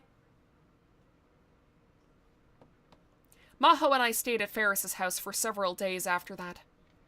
Now that Kurisu's computer was destroyed, the odds that anyone would come after us had gone way down, but there was still a chance. Just to be extra careful, I stayed away from the lab. 魔法リンターロ Dr. Leskinen looked a little thinner since the last time I'd seen him. 教授、よかった無事で。魔法も大変だったね Dr. Leskinen held Maho tightly in his huge arms. The difference in size between them was so great that Maho looked like some kind of stuffed animal. 教授、きついです。 Dr. Leskinen and Maho were leaving the country in the afternoon on a weekday, so I was the only one who could see them off. Since I'd been with Maho the whole time, instead of only seeing them off, I'd actually just brought her there. Maho, after all, was the kind of person who was incapable of getting to an airport on her own. I was amazed she'd survived this long, given her lack of basic skills. Damn, dude! Just gonna roast her like that? We'd held Maho's goodbye party last night in Ferris's house. Ferris was there, and so were Mayuri and Daru, and the others from the Christmas party. All were sad to see her go. リンターロ魔法と一緒にいてくれてありがとう本当に世話になったねいえそれでうちの研究室にはいつ頃来られるのかな Man, と you're springing that on him early this time. He wasn't kidding about that, huh? 勉強して少しでも早く行けるように頑張りますその時は俺から連絡してももちろんいつでも待っているからね He smiled as he took my hand and shook it. I was really glad to hear it. After meeting Amadeus, my desire to go to Victor Condria had only increased. 岡部さん、お礼を言わせて。いろいろとありがとう。あなたがいなかったら、私は今頃命はなかったかもしれないわ。大げさだな。いいえ、本心よ。本当に感謝している。It's true, you did help her out quite a bit, dude. 私もあなたのことを待っているから。頑張って。あ、君も研究を頑張ってくれ。それでリンターロ事前に連絡しておいた通りアメテウスのアクセス権は今日ここで解除させてもらうことになるんだ。Huh. いいね。He did so much, yet no mention of turning her into a burrito. You're right, actually. Also, very interesting that in this timeline, he's getting his Amadeus privileges revoked. Whereas the last one, Leskinen was all like, no, stay on the project! You can have access to Amadeus, that's fine! I guess that's probably because, like, we did answer the Amadeus call before, and then maybe something in that conversation led to Leskinen kind of learning that Okabe knows more than he thinks. It's just, yeah, I'm trying, that has to be it then. He just doesn't know that about everything. He doesn't know that Okabe just has information on the whole, like, Third World War thing. Hi. Evidently, they couldn't leave me with access to Amadeus after they left the country. I was only supposed to test her during their stay here anyway. クリスに最後に挨拶するかい？そうですね。あ、じゃあ一言だけいいですか？もちろん。Alright. I tap the icon for Amadeus. 何？私にもお別れの挨拶してくれるの？ Kurisu was expressionless for some reason. Skipping a phone call means he's not associated with Amadeus, plus everything is destroyed, right? Yeah, basically. So I guess it does track. So I guess this is a better ending. Surprisingly enough, considering. You know, just considering. I'm motioning with my hand to just the entire situation. まあな、必要なかったか。私なんかよりも先に真帆先輩には挨拶したんでしょうね。ちゃんとしたわよ。Great! Maho interjected before I could speak. それならいいけど。Kurisu was inside my screen. Was it a good thing that I'd spoken to her like this? Or a bad thing? In the end, I knew I needed to forget about Kurisu Makise, but I couldn't. I couldn't escape from this ア curse. クセス権がなくなったら、もう会えなくなるな。まあ、私の話し相手になってくれたことには多少は感謝してる。レスキネン教授の研究室に来る可能性はあるんでしょ？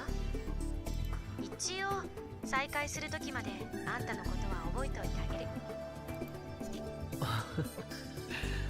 ツンデレだな。Alright, I think we all know what this one is. Tsundere, a character who is sun-sun, prickly and cold in public, but who becomes dere-dere, warm and loving, in private. Also, the personality type itself. However, in recent years, the definition has become somewhat vague.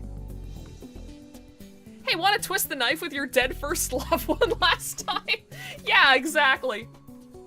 That's kind of what this whole game has been. Like, the whole Amadeus plotline is just... Hey, what if you could see the person that you love, that you were directly responsible for killing? Or not directly responsible, but like... the person you love that you ended up accidentally killing. Want to just be able to talk with them like nothing happened? All the while knowing what actually happened?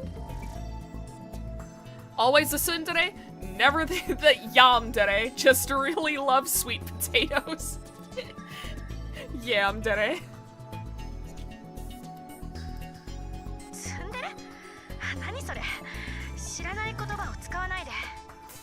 I see you blushing. You know what it is, you filthy redditor. 顔が赤いぞ。この子、照れてるわね。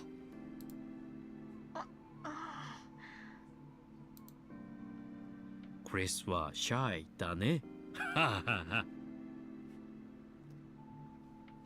I love that they made it so her fucking 3D avatar can even, like, blush against her, like, will, basically. Like, I love that they just made it as realistic as possible, just because, like, how else would a situation like this happen?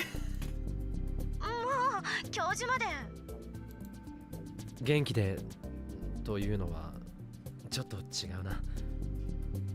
君は別に病気にはならないわけだし、あまりヒアジョーさんのことをからかうなよ。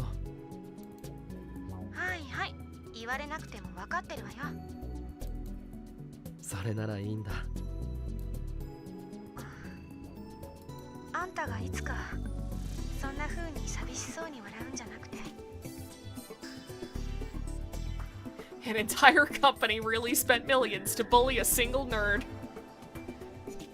心の底から笑える日が来るといいわね。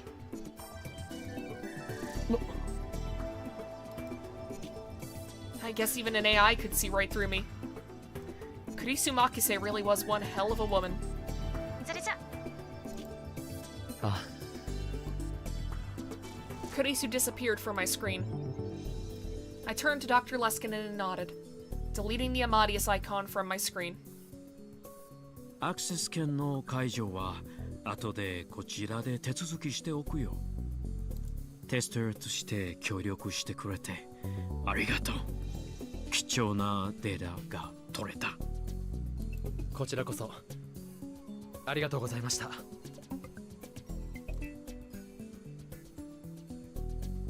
I bowed deeply to both Maho and Dr. Leskinen. As I watched their plane take off into the distance, I noticed that it felt like there was a hole in my heart. I clutched my phone tightly. Its connection to Amadeus was gone.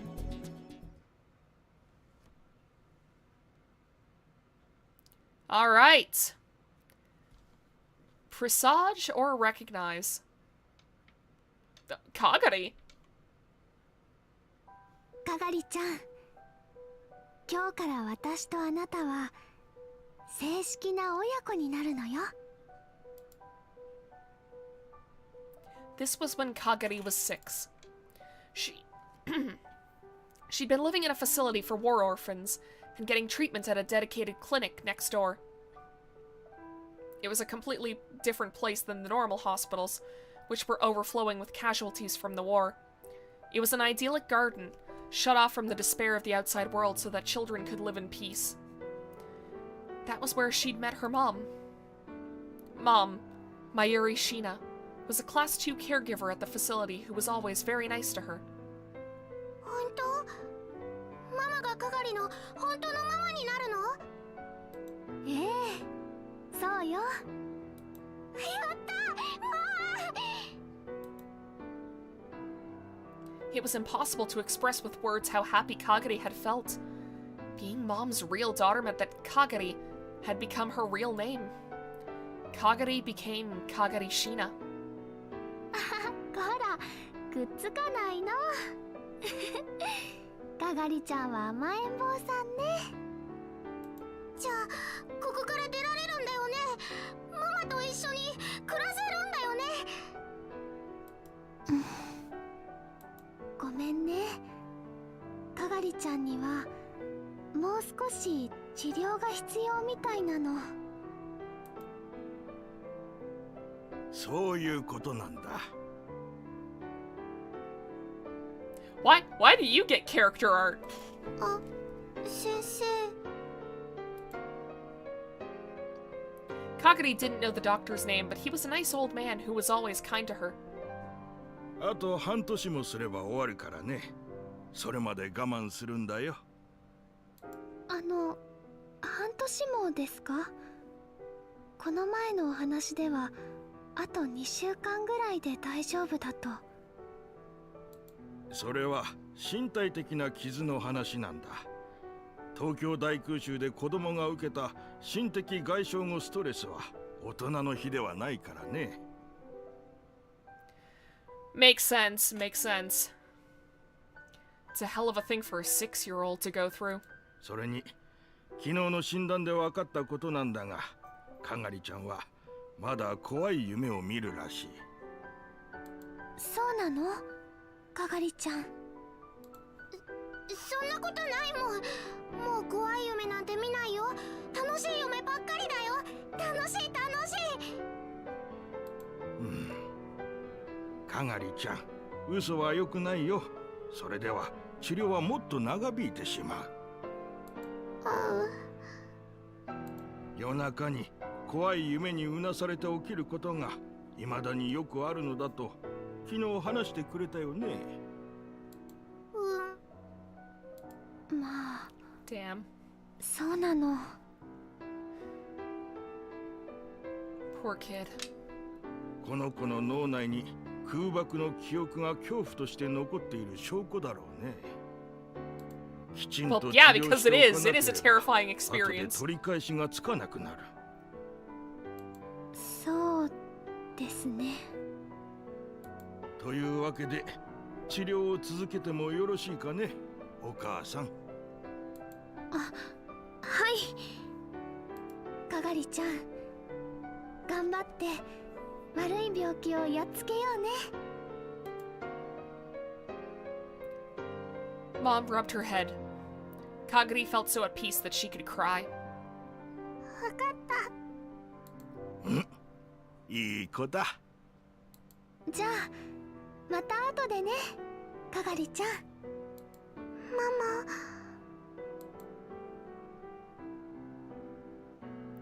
マ。 Mom took her hand away, and instead the doctor took Kagari's hand. She was taken to the usual room.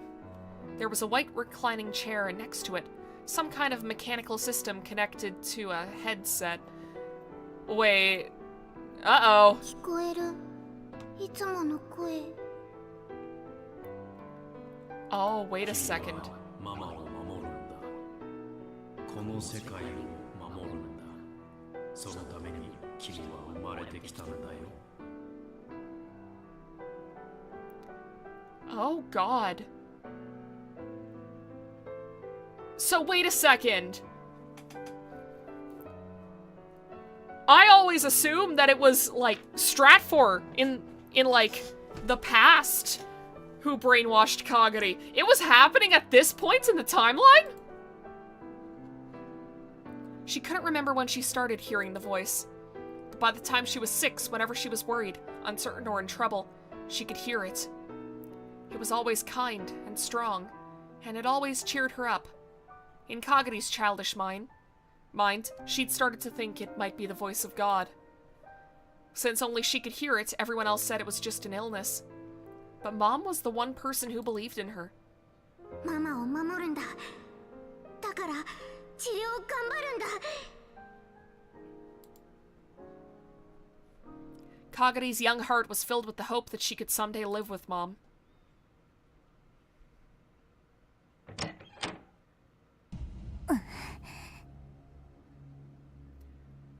And this is Moeka's apartment.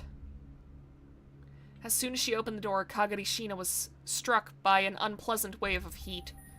It was early June, and this was the first day to hit summer temperatures.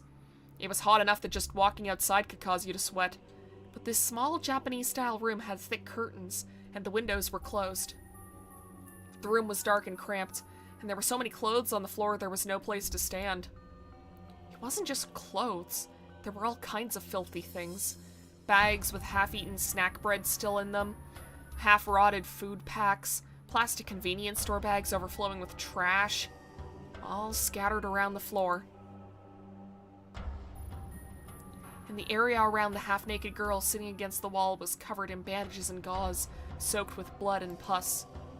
There were bandages tied around her exposed stomach, chest, and limbs, but those too were soaked with blood. The room was filled with a sickeningly sweet stench, though there was no way to know if it was coming from the garbage or coming from her.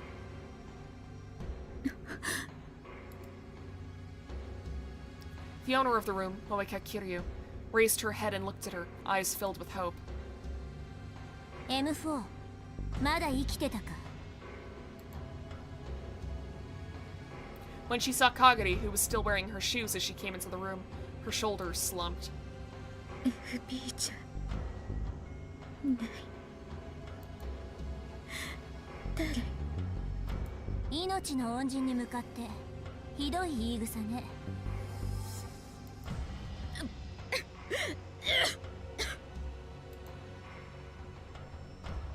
Moeka gave a painful cough and spit up some stomach fluid mixed with blood.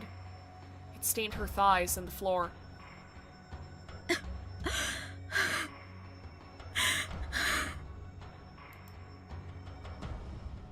Her wounds must have opened again, because the bandages around her stomach began to turn red. Yeah, no, she really can't escape incredible violence. She'd spent 5 months like this with no treatment from a doctor. Moeka had gotten into a gunfight with the Russian army and failed her mission as a rounder. She'd lost 2 of her companions, and her target, Kurisu Makise's laptop, was also destroyed. They pinned the blame on her. She was wounded and almost killed. It was Kagari who saved her and brought her to this room.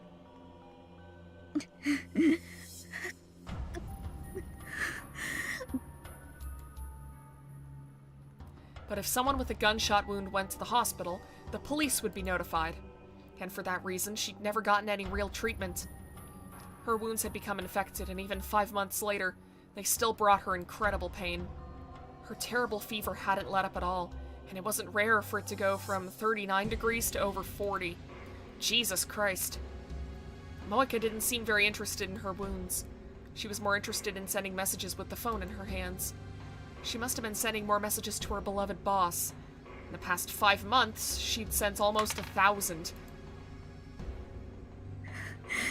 どうして FB どうして返事をくれない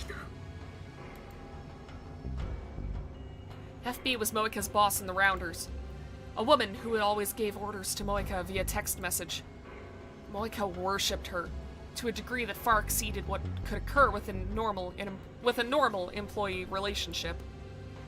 The shock of being abandoned by FB had hurt her many times more than her actual wounds. Kagari tossed the bag she had slung over her shoulder at Moika's feet, along with 2 plastic bags. The backpack was filled with medicine that wasn't available without a doctor's prescription. Along with it was a whole box of illegal drugs used only for the treatment of severe pain. Normally, these would be kept under strict control at a hospital, where no normal person could get them.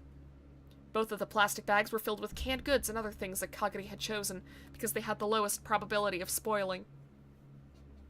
生きる気がなくなったら言うといいわ。代わりに毒でも持ってきてあげるから。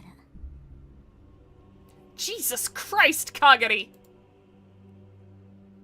But Moika didn't seem to notice Kagari at all anymore.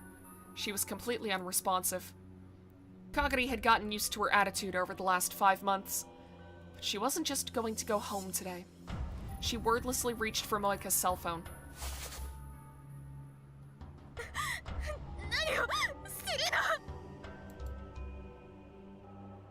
Moika tried to resist, but evidently she had no strength left. Kagari was easily able to grab the phone. It was covered in blood and pus, but Kagari forced it into her pocket without hesitation.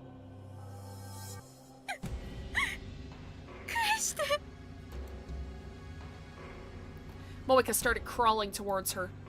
It was like something out of a zombie movie. 勘違いしないで。FB から新しい命令よ。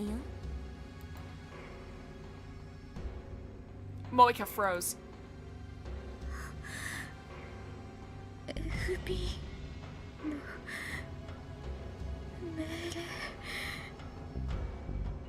そう、受け取りなさい。 Kagari took another cell phone out of her pocket. It was the same Japanese cell phone that Moika had been using, minus the dirt and blood stains. 今までの回線はロシアやアメリカの諜報部に傍受されていて使えないわ。だから今後はこっちを使って指令が来る。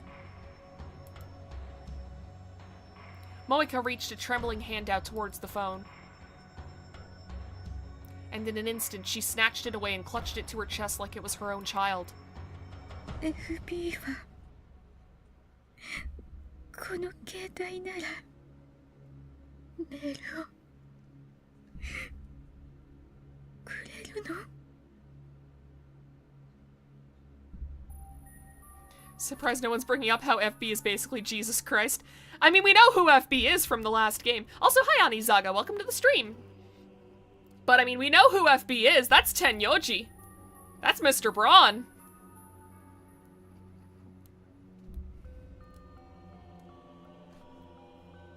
I mean, if anything, she's just treating FB like Jesus. 多分もう来てるはずよ。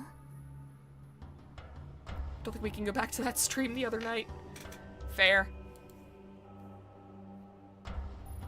Moika quickly opened the screen on the phone. FB is obviously Tom from MySpace. I'm doing good, Onizaga. I've had a nice weekend. Looking forward to another week of work. Although tomorrow's gonna be busy as heck. I have a lot on my plate tomorrow. Actually, I should be wrapping up stream relatively soon, now that I think about it. Just because, yeah, I'm gonna need to make sure that I get a good night's sleep for tomorrow, because, oh boy, I can't go into, like, why it's gonna be so busy.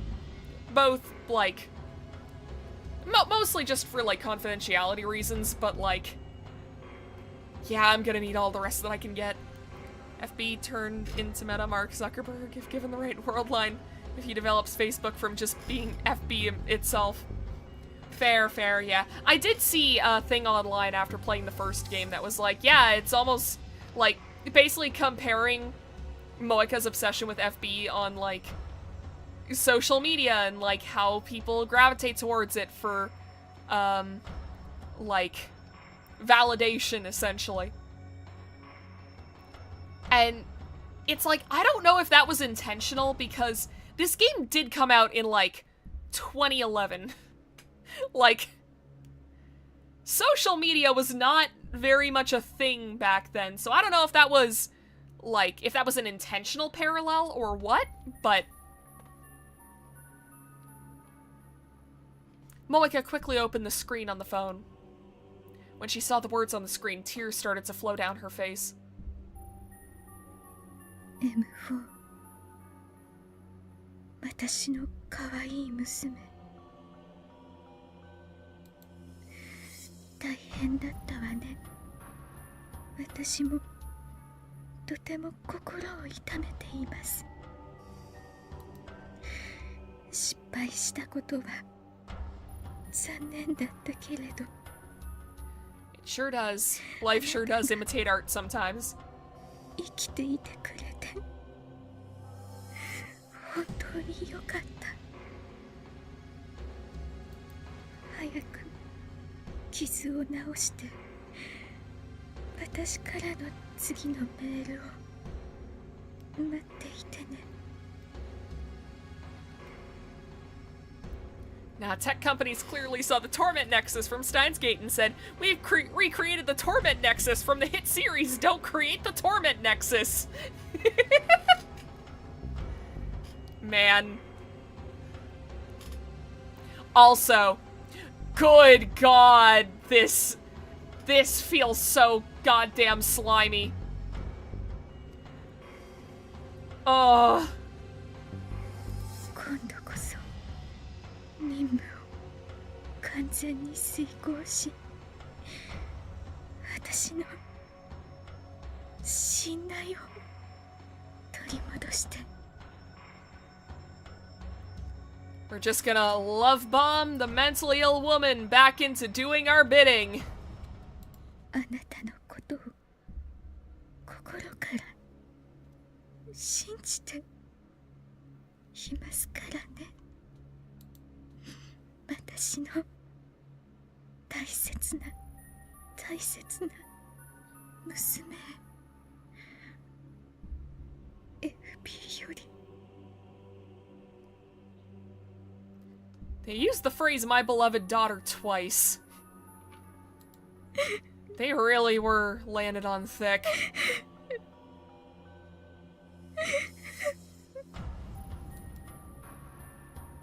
わざわざ読み上げなくてもいいのに Thanks, Kagari! Hi, souls! Welcome to the stream! Of course, this message wasn't from FB. Kagari had written it herself. Oh, god damn it. Keep someone at the brink of death for 5 months, then give them exactly what they want as bait, and you can easily put anyone under your control. Kagari knew this well. I've been good. Just completed my 3 months probationary period at work, so now I'm full-time. I've got benefits. And, yeah, they can't just say, yeah, no, bye. Bye. You're leaving now, bye. They can't do that anymore. So, yeah, I'm basically at this job until I have no other choice. Because, or have no other choice but to leave. Because, at the moment, looking at the other jobs that are out there, it's like, no, I really lucked out with the position that I'm in right now to be doing something that I actually care about, considering that, like, 90 to 95% of the jobs I was applying to weren't that. Yeah, I am staying until something comes up and I have to leave, basically. I mean, that was also the approach that I took at the last couple of jobs that I've had. Not the very last one. That one I did actively want to leave, but, yeah, hopefully I'm at this place for a long, long time, and I don't have to do any more fucking job hunting. Oh my god, I'm so sick of job hunting. I have done, I think, a total of 18 months of job hunting over the last 4 years. I'm sick of it. I don't want to do it anymore. I just want a job that I stay at long term, please. So hopefully this is that. I had a nice dinner, burger, fries, and salad. Maybe stay at this job. Already the plan. Congrats on being free. Thank you! I'm so glad that I got the position that I did. Like, you guys don't even fucking know how little I wanted to go back into customer service. I was only doing it because it seemed like there was no other option, and then this kind of came out of nowhere for me. So, the one downside is that it will be a little while until I can do weekday streams again, but hey, small price to pay for being happy at work finally. So, and it's not like I was able to stream after work at my last job either, so, you know, it's whatever. The life suddenly returned to Moeka's face. She spilled out the contents of Kagete's backpack like a woman possessed. 傷を治したいの。FB の信頼答えなくちゃ。 Bizzle made nice lemon cake. Hell yeah. それでいい。 Sounds like a good dinner. M4 Kagete smiled, satisfied, and knelt down in front of her. 私が治療してあげるわ。包帯を全部取りなさい。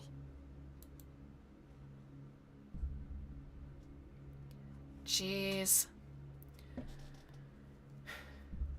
Moeka's story is so fucked up. Is Kagete the main character? No.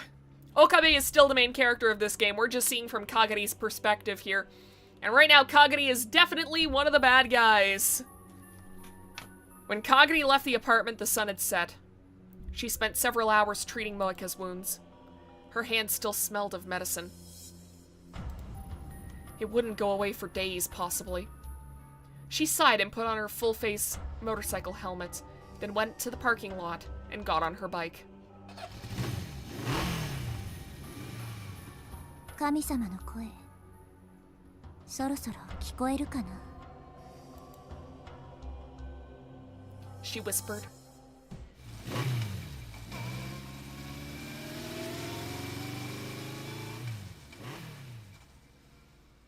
She took off on her motorcycle. Back to this guy! It was almost July. Oh, we're doing the time skip forwards again. Okay. The rainy season hadn't been that bad this year, and what little remained of it had already disappeared. Temperature-wise, summer had come a long time ago. In other words, it had been almost a year since it happened. And then one Saturday afternoon, if I stayed home, not only would it be hot, but Dad would be on my case about helping with the family business. To get away, I'd come to the area around Ikebukuro Station. A year ago, I could have gone to the lab, but with Suzuha living there now, I'd mostly stopped going. But that meant that it was hard to find a place to study on my days off. It was too much trouble to go to the university. And the classrooms probably weren't open on weekends anyway. After a lot of research, I'd settled on spending my free days visiting this cafe near my parents' home and spending a few hours there. Oh, we saw this in the last ending. I wonder if this is like word for word. I don't want to hit skip just in case. In fact, a lot of the other patrons did the same thing I did, buying a single cup of coffee and sitting there for hours on end. Some brought books, some brought computers. I chuckled to myself as I realized I'd joined the ranks of the other normies. Oh. Come on, there we go. Where are you now? Coffee. Oh, the usual cafe, right? I just went to your place and you weren't home. You did? Did my dad make a nuisance of himself again? It's okay, he gave me some barley tea. I have to go shopping. Will you come with me? Okay. Thank you. Okay, I'll leave now. Wait for me. So she went to my house? My family's business was called Okabe Green Grocer. It was a beat-up old store located in a run-down shopping street. The place was almost 40 years old. I really wanted them to rebuild it. My mind had wandered. Mayuri was going to be here in less than 15 minutes, so maybe it was time to call it a day. I worked pretty hard during the morning, so it wasn't too bad. Oh, this is going to be different too. Like, if this is the same scene as before, it's going to be different because last time Amadeus interrupted us, didn't she? I was a little surprised at how hard I'd been working lately. I could feel how having a goal gave me energy. I needed to get to Victor Condria University as soon as I could. ビクトル・コンドリア大学か。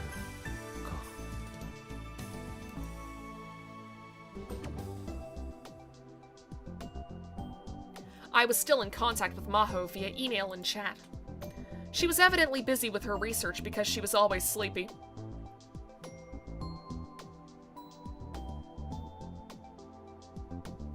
I took out my phone. I found myself looking for a certain icon on the home screen. But of course, I deleted it myself 6 months ago.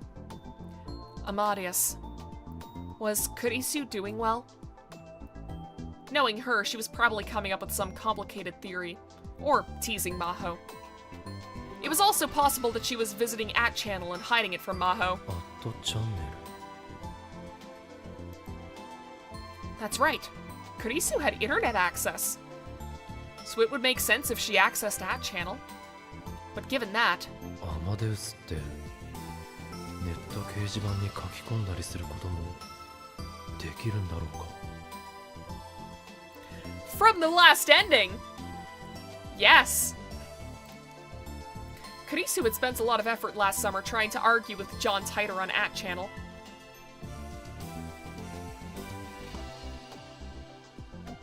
That happened in the Alpha World line, though. Still, it meant that she was okay with posting. So there was a chance that Kurisu was doing the same thing. If Amadeus had even temporary access to the network, then just maybe. I opened the web browser on my smartphone and without really expecting much, ran a search for a nickname I knew I'd never forget.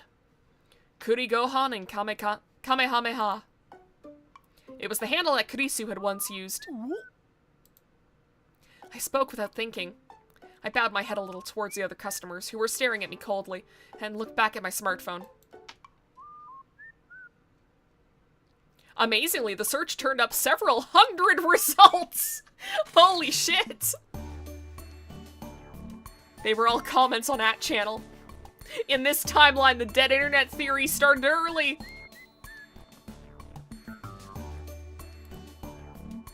I took a look at the dates on the results page. The oldest dated back to 2008.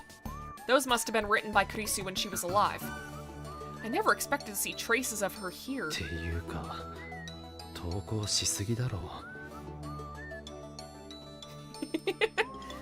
I didn't realize she spent this much time on @channel. Her comments were spread out on a lot of different boards. Physics, mathematics, science fiction. Oh, and of course the occult boards. For example, in the science fiction threads, she'd had passionate discussions about time machines. But unlike in the Alpha World line, she never came out and denied the possibility of a time machine. Surprisingly, some of her comments seemed to be quite the opposite. いや、意外でもなんでもないか。 After all, she'd gone through all the work required to write a paper on time machines. Compared to that, her comments on the occult boards were brutal. She would absolutely crush the arguments of anyone who dared propose anything even the least bit unscientific.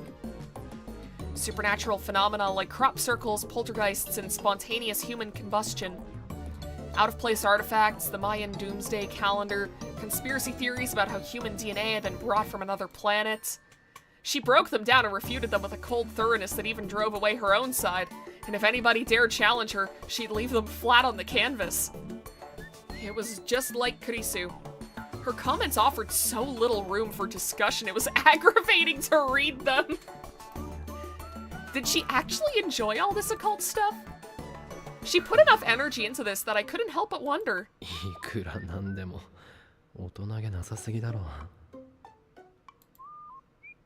The first time I met her at last year's ATF, I'd gone through the same experience.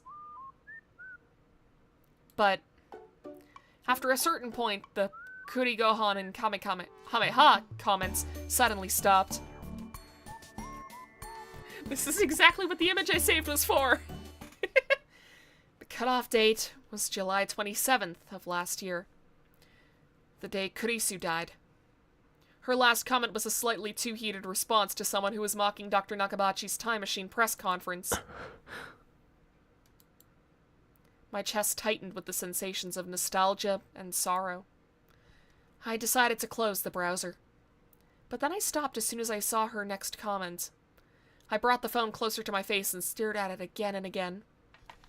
Last image in the memes channel. Alright, I had Discord closed. I'll pull it up. I'm assuming you mean in the Valor Valkyrie Discord. Which, if you're new around here and you don't know what that is, highly recommend you go to the channel, Valerie Valkyrie. She's a good friend of mine, and I have kind of co-opted her Discord. I see. That's a good one. You know what? I'm gonna try and bring this up on stream. Just give me a second. Here, I'll replace the freak. I'll replace the freak with this for now.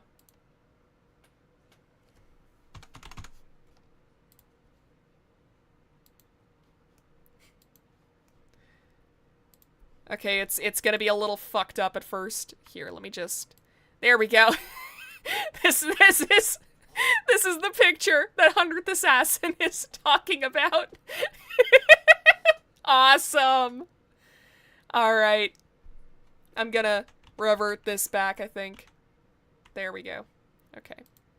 Yeah, okay, it is the freak again. I'll move this back. The freak can stay for the Disco Elysium streams. He will not be present in the Steins Gate ones, though. I have to draw the line somewhere.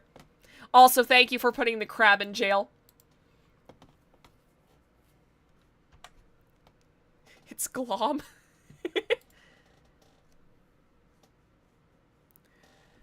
I brought the phone closer to my face and stared at it again and again. The date of the comment was December 1st, 2010.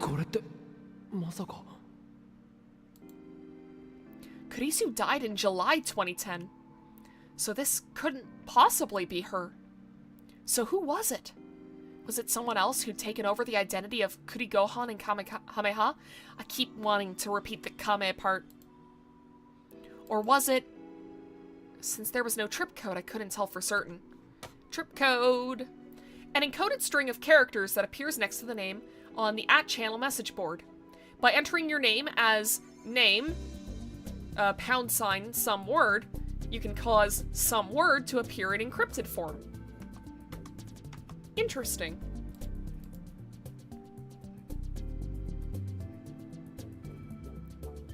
December 1st was just after Maho and Dr. Leskinen had come to Japan, and also about the time that I'd encountered Kurisu.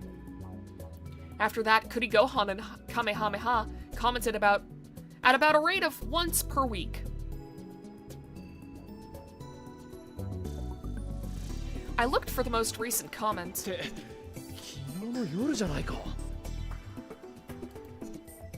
It was a discussion about relativity theory.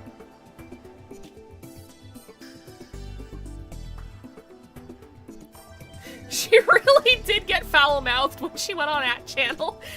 Go back to grade school, fool. No point even talking to you.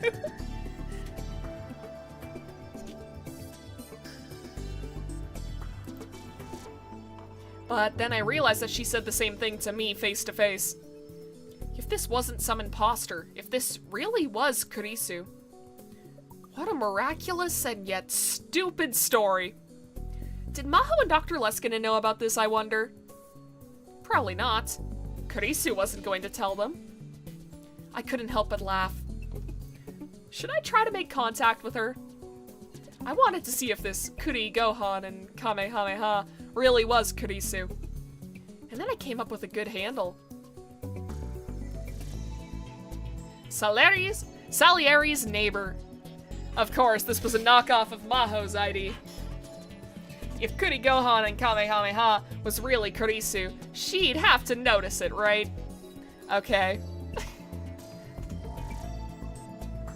Thought I smelled moron.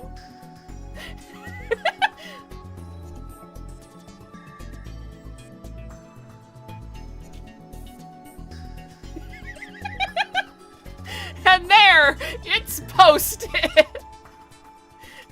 I thought I smelled moron. It's true that the original purpose of that experiment was only to prove the existence of Aether. But you can't deny that it helped Einstein. As a result, you can say that it formed on the basis of his theories. That it formed the basis of his theories. Someone needs to go back to school, and it ain't me. How about that?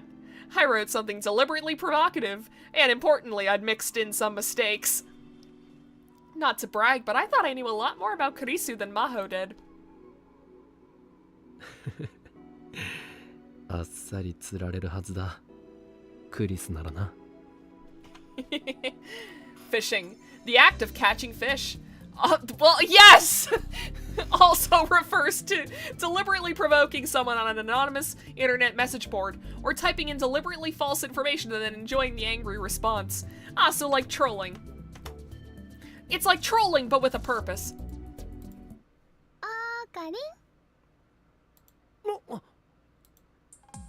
At some point, Mayuri had walked up in front of me. なんだ。もう来てたのか。I'd been so busy writing my comment that I hadn't noticed. I hurriedly put the phone away and stood up. じゃあ行くか。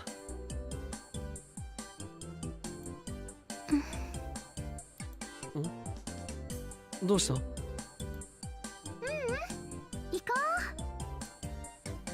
Mayuri and I left the cafe. Mayuri and I met up and headed for Tokyo Hens. When I stepped inside the air-conditioned store, I felt refreshed. If it was this hot in June, I shuddered to think what it was going to be like in July or August. I'm waiting for that moment here.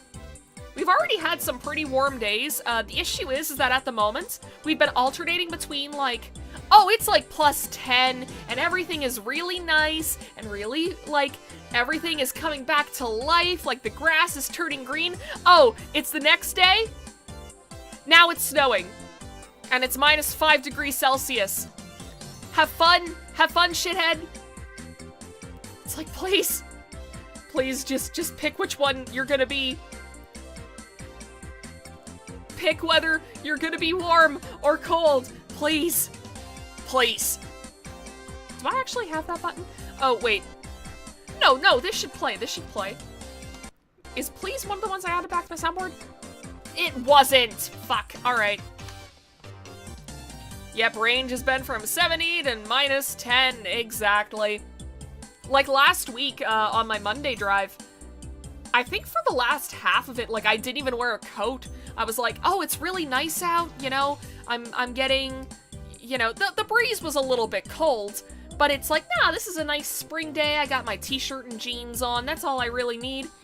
And then the very next day, I stepped out of my apartment, and the snow was up to my ankles. There had been no snow the day before. Just, ugh.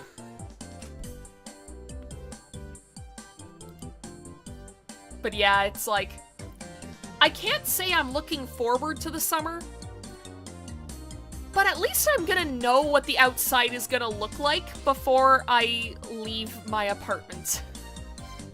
At least I'll know that I'm not gonna go out and the parking lot that I need to go through to get to my job, or to get to the bus stop that takes me to my job, or whatever. I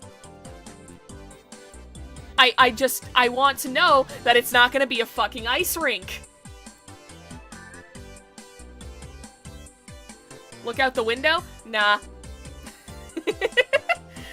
I'll be honest, I think it's just because, like, I'm in such a habit of leaving my blinds closed. Particularly during the summertime, so as not to let any extra heat in, that I don't open my curtains. それで一体何を買うつもりなんだ？商品宣伝用のポップを作るんだ。だからそれ用のカードとか蛍光ペンとか。 If you check the weather, you should be fine. Yeah, that's what I tend to do. Like, I'm glad that I don't have to check it as much as I did last year at my other job, because my other job I had a much longer commute, so I had to worry a bit more about the weather. And also I was commuting by bike, so I especially had to worry about whether or not there was going to be ice. Nowadays, I mostly just check to see, like, okay, should I wear a sweater today, or is just a t-shirt fine? Which, honestly, way, way, way more preferable. 今年はコミマで同人誌でも出す気か？違うよ。岡部製菓店で使うんだよ。は？なんだって？ My family business. 今日オカリンの家に行った時にね、おじさんとそんな話になって、じゃあマユシーが作りますって立候補したの。 At least former boss waited until after winter to call Artio. I don't know what Artio means, I'll be honest.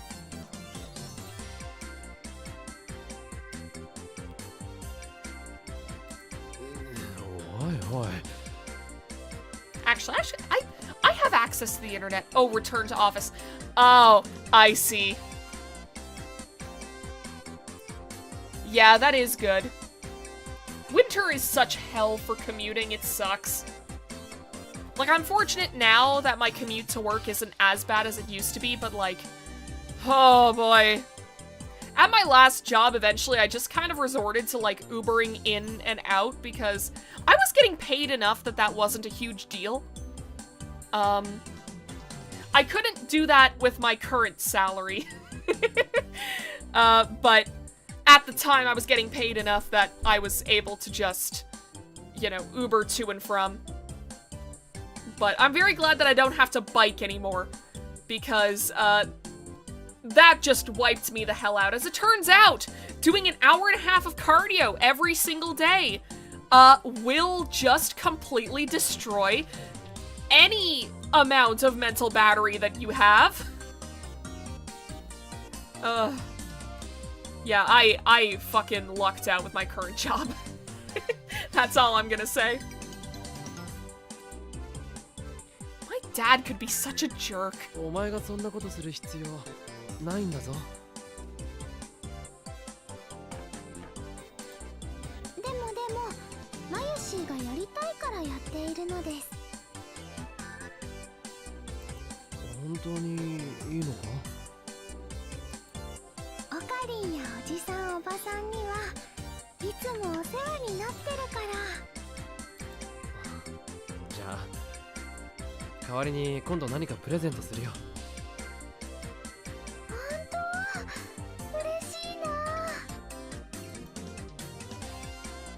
I took a quick look around and saw that they were selling a lot of things you could use for advertising. I decided to mostly leave the purchasing decisions up to Mayuri.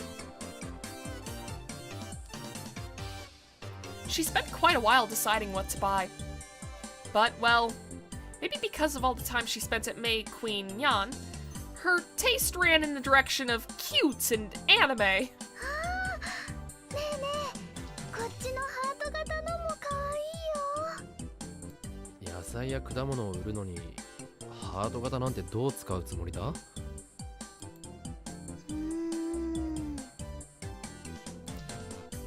えばこんな風に書くのはどうかな。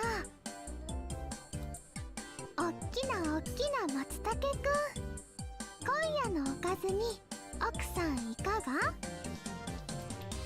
あとは甘くてとろりん、早く食べてね、熟れたメロンちゃん。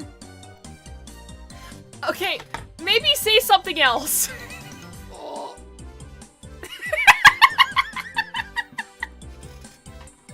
お前まさか知らないうちにダルに洗脳されたわけじゃないよな。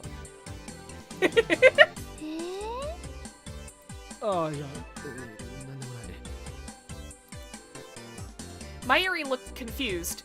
Confused and completely と oblivious. にかくハート型のポップは不許可だ。うちが怪しい店に見えてしまう。 Wait.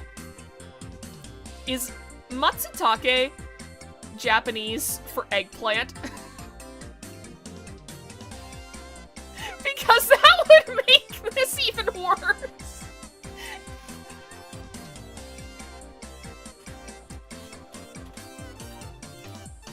そう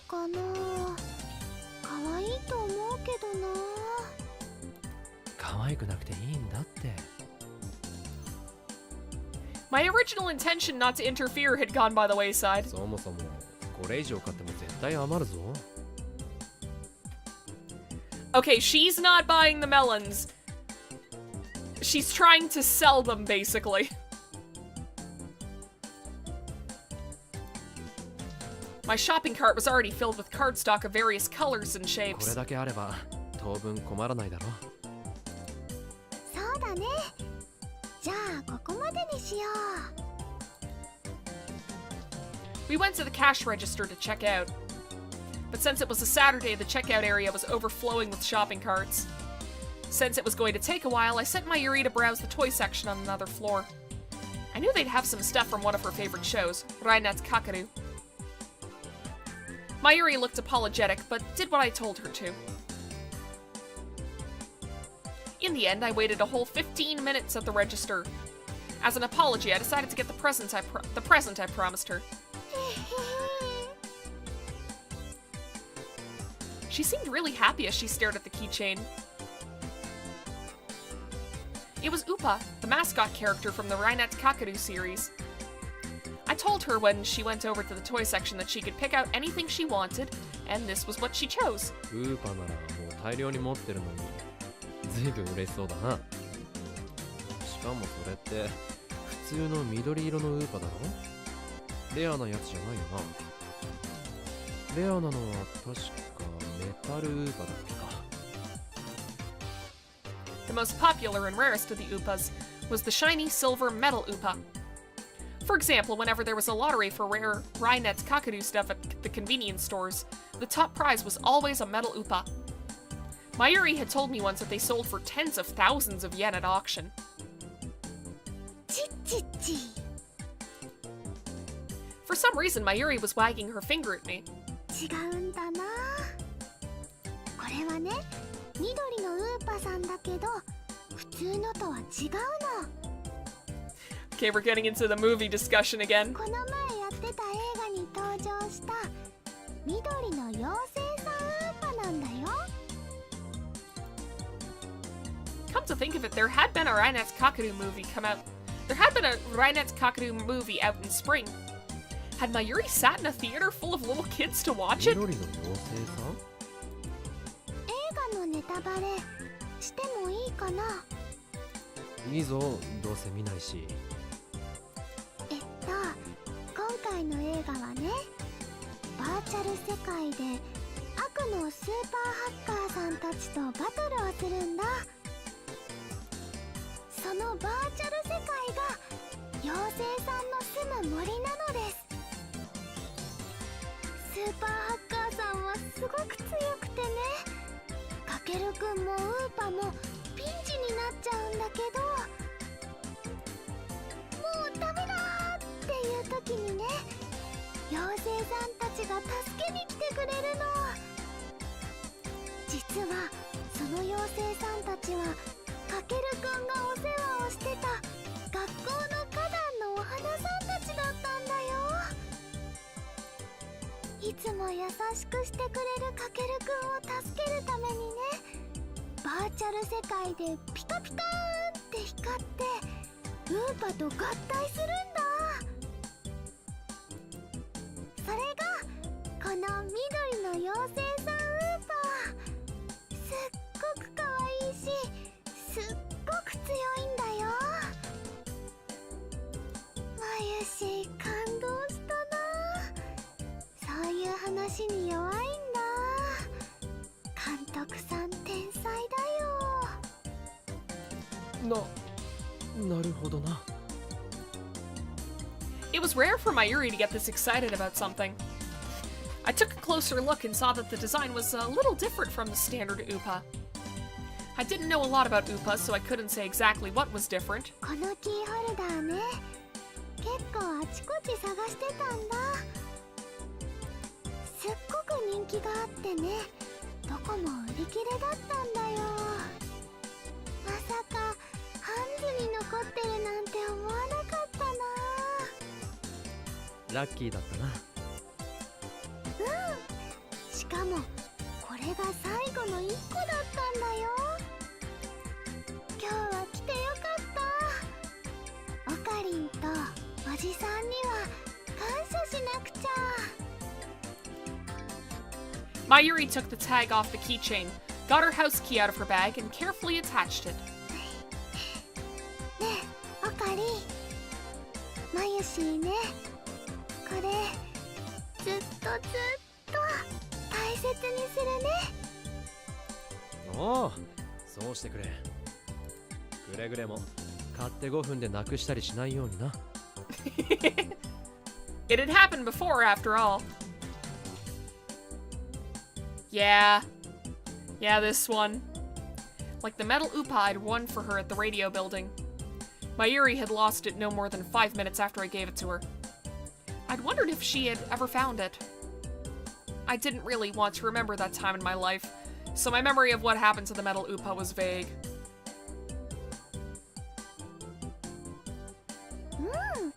もう絶対になくさないのです。 The two of us started to head back. オカリンのお店のポップ張り切って作るね。ああ、その作業があったな。I'd been thinking the job was done once we bought the materials. The real work actually began now. 俺も手伝おうか。大丈夫。マユシーのセンスを信じてほしいな。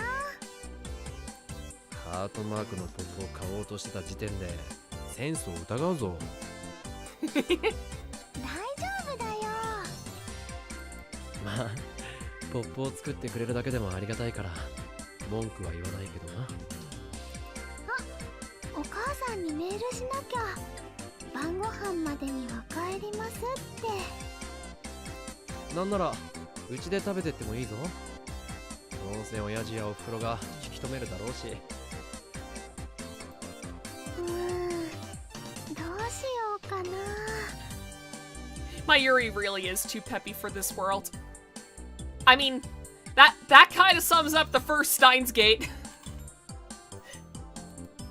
オカリンは今日はこの後ずっと家にいるの？合コンとか行かない？最近は全然行ってないよ。Last fall, when I'd been trying to become a normal college kid, I'd forced myself to go to as many as possible. But lately I'd been so busy with my studies that I hadn't had a chance. そっか。じゃあごちそうになっていこうかな。 Mayuri took out her phone and started to type something when her expression suddenly darkened. She stopped moving. どうした？ついさっきね、楓さんからメールが来てて気づかなかったよ。どうしよう、オカリン。 Oh, right, this is about Fubuki. Mayuri seemed like she was on the verge of 何かあっ tears. たのか？ねえオカリン、前に言ってたよね。吹雪ちゃんは病気なんかじゃないって。吹雪ちゃん？中瀬さんのことか？来島さんの方じゃなくて？あれって本当に病気じゃないんだよね。 Your free trial of Mayuri.exe has expired. Would you like to purchase the full version? おう、違うはずだ。でも Mayuri showed me her phone. Fubuki's back in the hospital. I'm on my way. Here's the location. また入院しただって。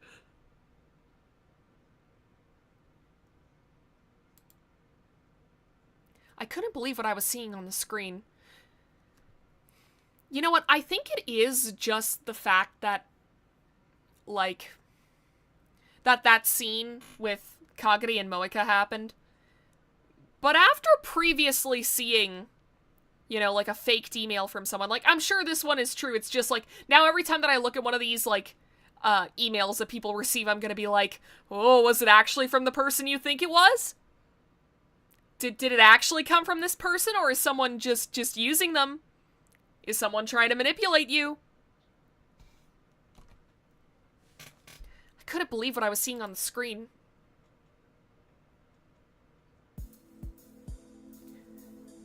Okay, so this is a scene that we've already seen before. You know what? I'm gonna actually see if I hit skip.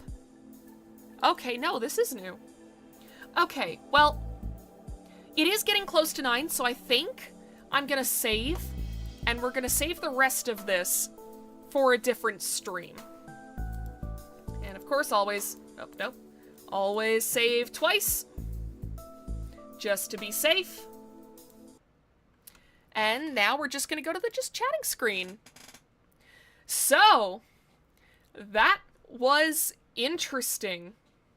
It's kind of weird how somehow us getting caught by, like, the people who had come to, or, like, one of the groups who had gone to Daru's, like, secret workplace.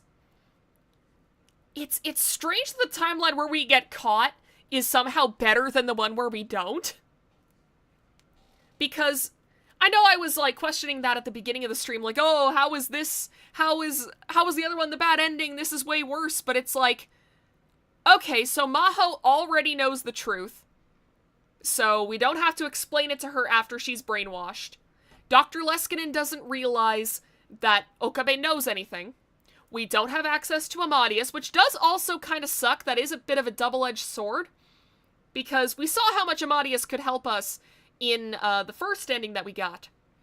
But at the same time, it's like, hey, that's good for everybody's safety. There isn't, you know, an avenue for people to kind of get information that our protagonists don't want them knowing. And at the moment, it's like, yeah, Okabe's just been having a nice day out with Mayuri. Like, yeah, there's the whole hospital thing happening. It makes me wonder if Leskinen is going to show up again in this scene. Because before, we got that whole scene with Maho, where it's like she discovered what was going on with Dr. Reyes and Dr. Leskinen, and kind of got roped into their plan to try and get more information from Okabe, but now they have no reason to do that. I could definitely still see Leskinen showing up because of the whole, like, oh, other people have reading Steiner thing, even though they don't call it that. So yeah, so it's like, I'm still expecting him to be there, but it's like, I wonder what twist it's gonna have compared to the last time. Because, like, how is this going to play out now that Okabe is not a target? I mean, hell, he could still be, for all I know. Like, I'm just kind of assuming that he's not, based on the fact that he was taken off of the Amadeus program instead of Leskinen going, no, you don't have to stop testing. You can stay on it for a little while longer, buddy. We'll check in with you in another 6 months, okay? Like, right now, we are in a better position. I still feel like it's gonna go bad. Also, god damn it, Moeka, can you please stop betraying us for 5 minutes?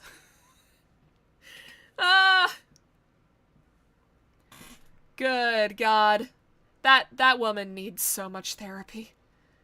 Moeka get therapy challenge. Impossible. But yeah, so I'm not sure when we're next going to be playing Steins Gate. It all kind of depends on whether or not can never not get unbetrayed. Exactly.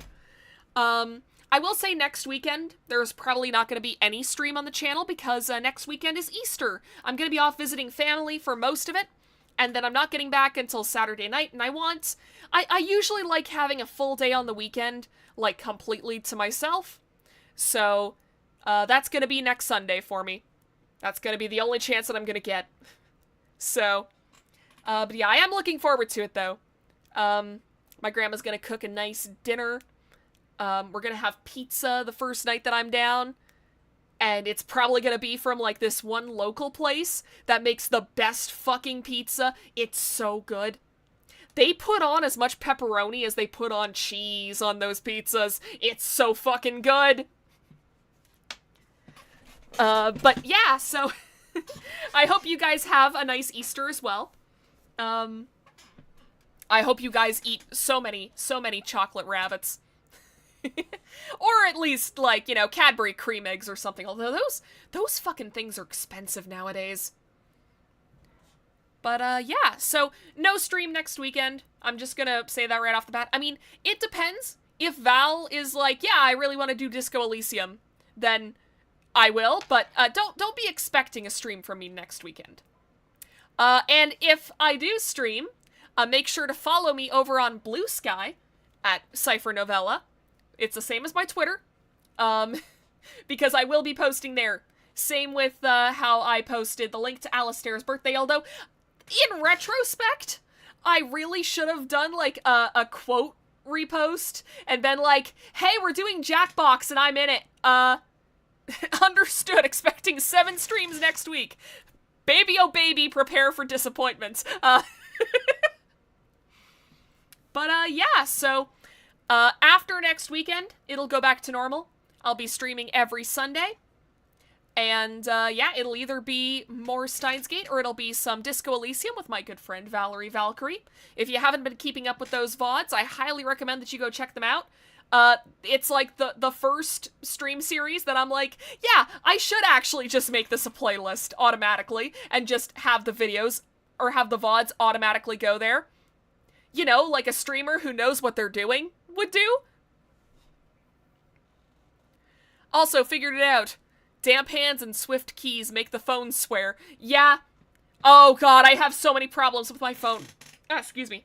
I have so many problems with my phone when it comes to that.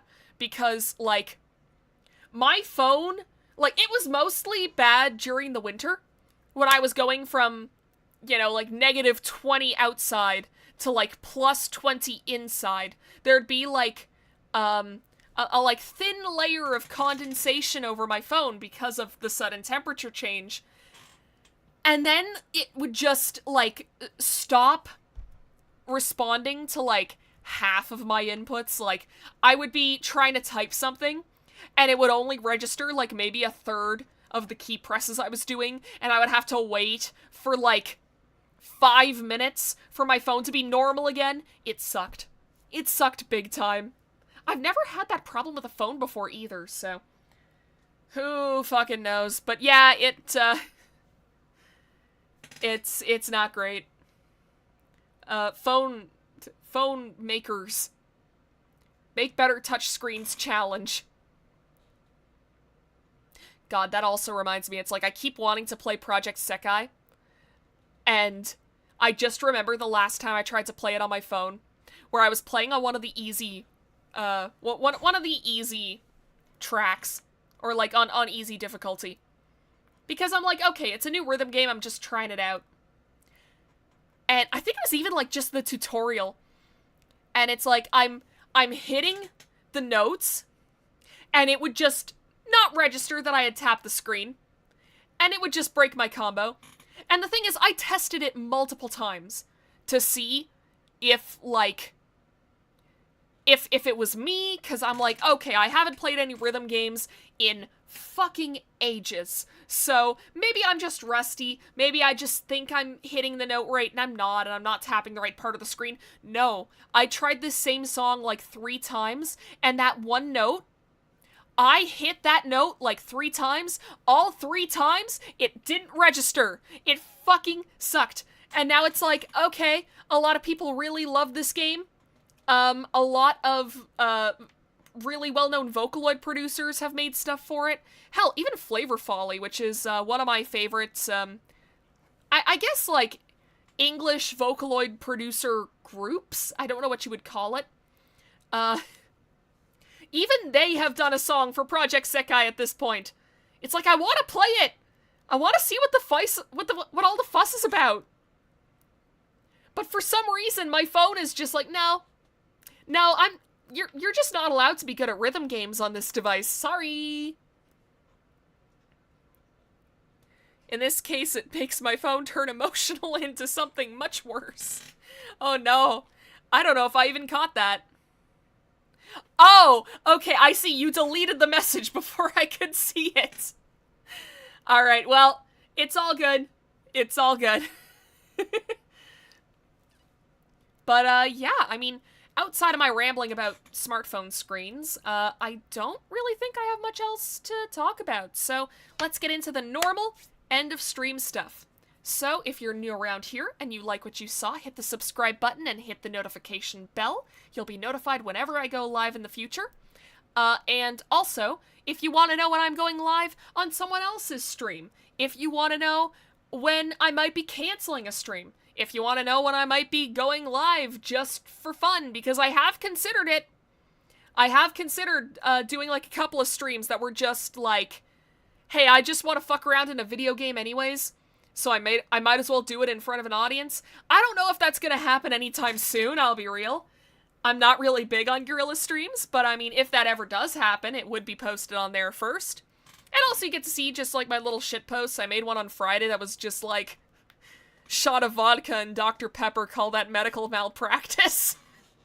So if that's the level of comedy that you want to see on your social media pages, what about chimpanzee streams? What would that even look like? Because a gorilla stream is just like one that you do out of nowhere. What would a chimpanzee stream be? I think it would be the same thing, but it's like, hey, I'm going live for like 30 minutes. You better catch it. Gorilla streams, but louder and smaller. I'm just imagining a fucking world where I'm like, hey guys, I'm going live right now, and then it's just like 10 solid minutes of me just screaming at the top of my lungs, and then it cuts to the end screen. That's a chimpanzee stream. A chimpanzee stream is where you just go live, you scream for 10 minutes, and then you turn off the software, you turn off the fucking... You just close OBS. You don't even, like, turn it off normally. You go to fucking Task Manager and shut that shit down. Anyways, so, I hope you all have a great week this week. Hope you guys have a great Easter if you celebrate it, and if not, then I hope that you take advantage of the deals on chocolate, because a whole lot of chocolate's going on sale soon. That's kind of like, that's the main reason why I remember Valentine's Day nowadays, is like, ah, fuck yes! Tomorrow is cheap chocolate day! But anyways, have a good night, everyone. Sweet dreams. I will see you all, not next Sunday, the Sunday after. Bye!